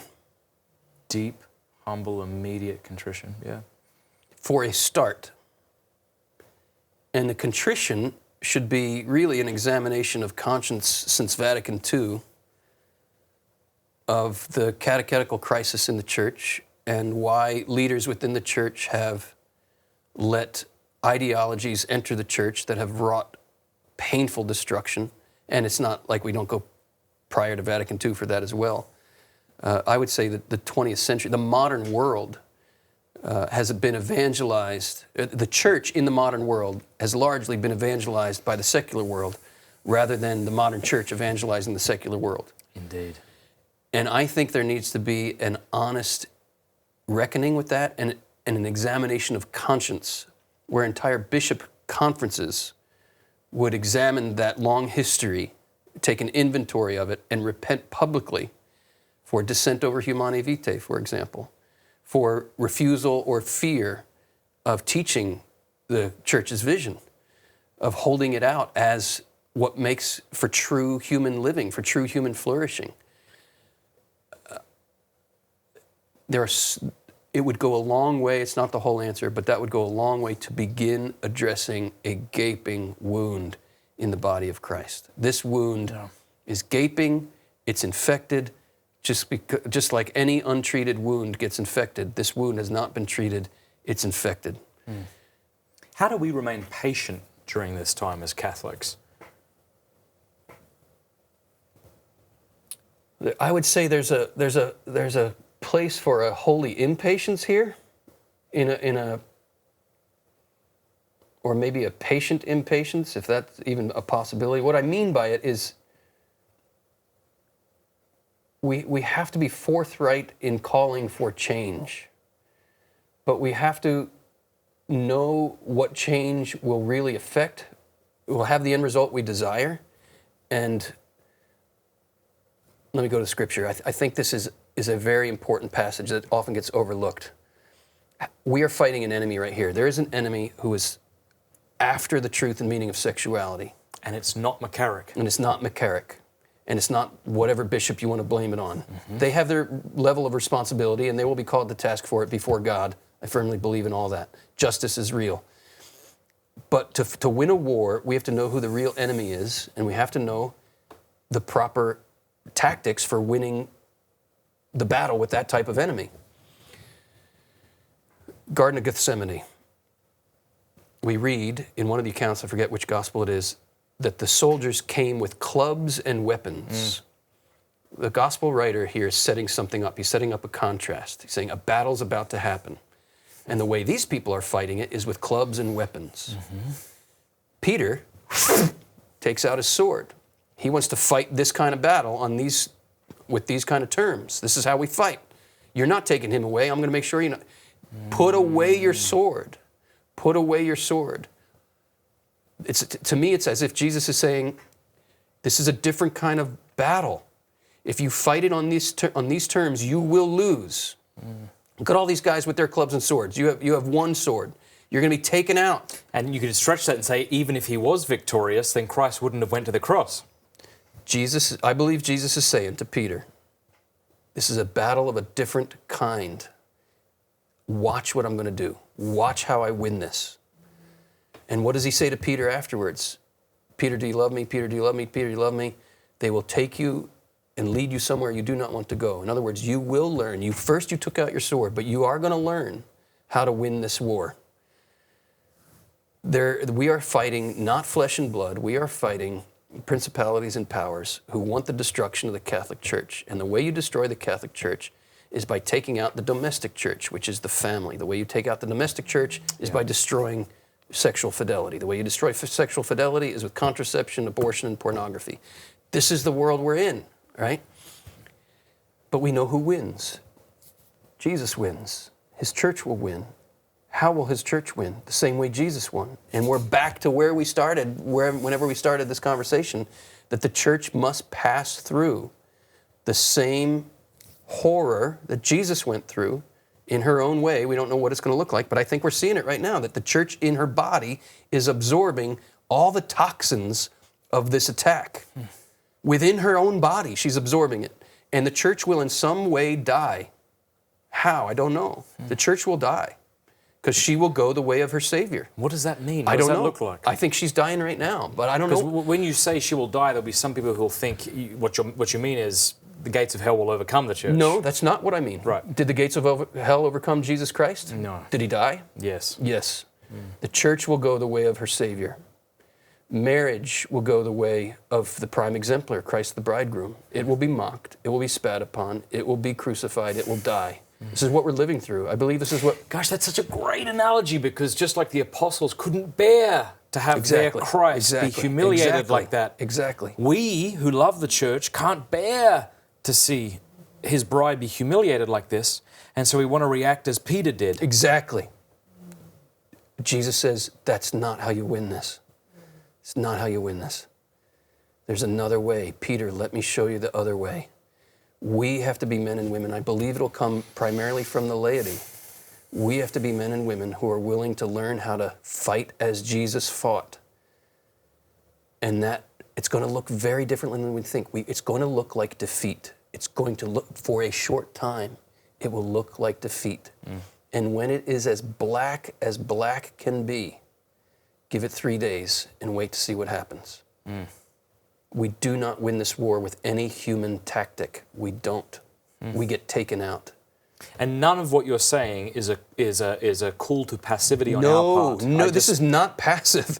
This is active holiness. This is actively entering into the passion, death, and resurrection of Jesus Christ for the victory for the body of Christ.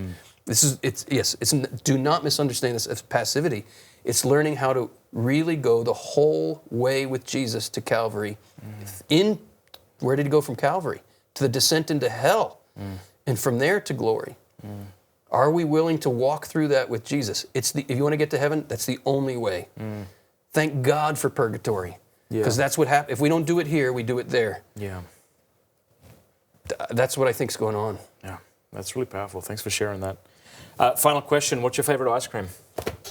Coffee. Someone actually asked me that. Coffee ice cream. How do you like coffee ice cream but not like coffee?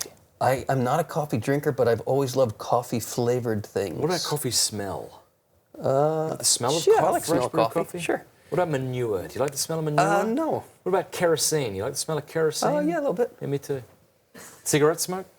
No. No, I do not like the smell of cigarette. There's an occasional whiff that I get that reminds me of my dad. That's what it reminds me of. And I love so it. smells always have a connection, Yeah, right? yeah. So do I like the smell of manure per se?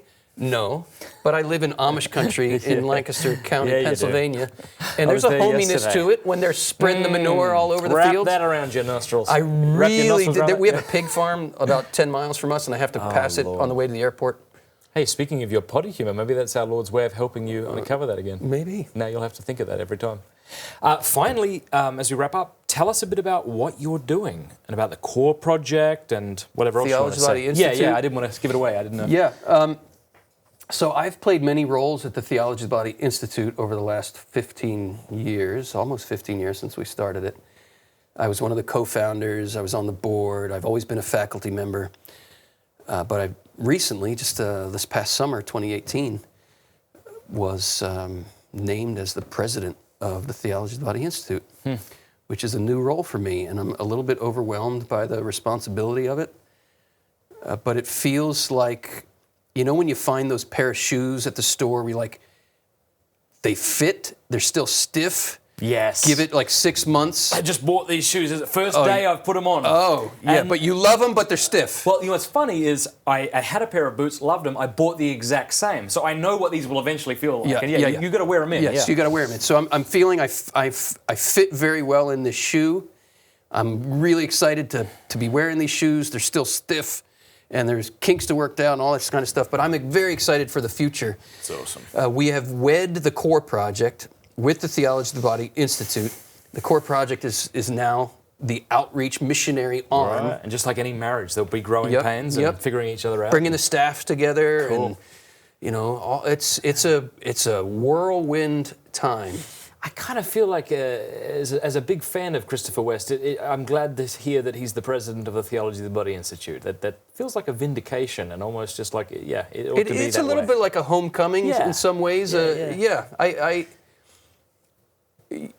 Scott Hahn told this to me years ago, and I always appreciated it. It's come back to me many, many times. He says, Christopher, and my career was just getting started, and he was kind of say, here's what you're in for as a public Catholic figure. And he said, just remember always, you are but the ass that Jesus rides into Jerusalem. Yeah. And it stayed with me. That's really good. Yeah, it is. It is. And you good. can imagine the donkey being self-conscious. Yeah, yeah, It's, right. it's not about you. Yeah, it's not. That's right. That's right. Yeah. So it's not about me that I'm the president of the Theology of the Body Institute. But if I am meant to be that ass to carry Jesus into town in this Happy to way, do it. I am happy to do it, and it feels right to be that ass. Yeah. So I'm happy to be that. Good. Ass. That ass. But what we have in store is really exciting. We have the core project had a membership program where Yeah. we were offering ongoing formation in the theology Cameron of the loved body. it. Yeah. So It now was we awesome. brought that under the umbrella of the Institute. We've expanded it.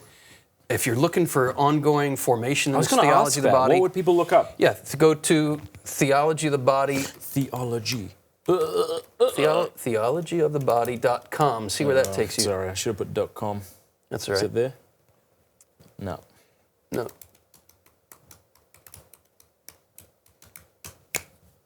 Free course. This takes you to the free course.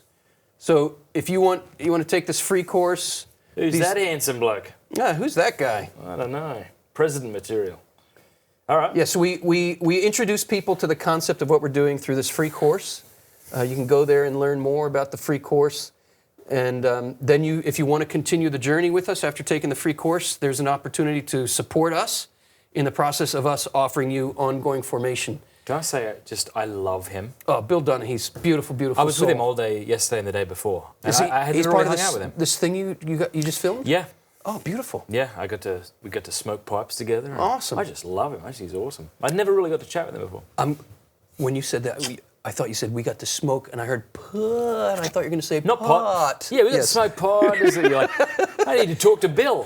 To be clear, it wasn't pot. It was It was tobacco. Tobacco. Yeah. Jason Clark is my right-hand man in the ministry and mission. He's the executive vice president of the Theology of the Body Institute.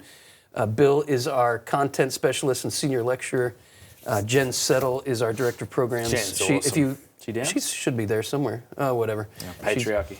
God bless you, Jen.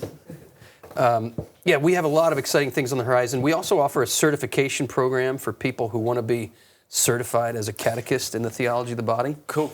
There are 8 courses you take live for people who want to do that. We've had nearly 6,000 people take our Theology of the Body Level 1 course. I did it. Yeah, you did. So did your wife. It's like drinking from a fire hydrant. What will people get, though, if they go to this? 'Cause I want people If to know they go about to this, they get the theologyofthebody.com. It takes them into the free course, which is just... course. And what will that do? What is it? It's 4 sessions with me. The course is called What Do You Want? Mm-hmm. And we... What do you want? A free course with Christopher West. That's what I want. I never even thought of that. Maybe they do. If you do, check it out. And then you register, and then that's awesome. So it's like video. Yeah, video course. And then Glory. we continue the journey for those who want to. We have no shortage of content and material to share I can't with people. believe how much you know. I mean, the fact that you didn't exhaust all of your knowledge in that one course where it felt like 800 hours of classroom time. Yeah, I tell my it's a lot. students after TOB 1 and TOB Level 2, which is 60 hours of classroom time, I say, now you have a decent introduction to John Paul II's Theology of the Body. Yeah, awesome. It never ends. There's always more. Well, this has been great. Thank you so much for coming on the show. It's been wonderful to be with you. I'm glad you exist. I'm glad you exist, brother. Yeah, thank you. Keep doing what you're doing. Yeah. And know that you are loved in your shitski. All right. Keep it open to the merciful love of the Father. That's how we become the men we're meant to be. I will, by God's grace, do that. Yeah. Pray for me that I do as well. Awesome.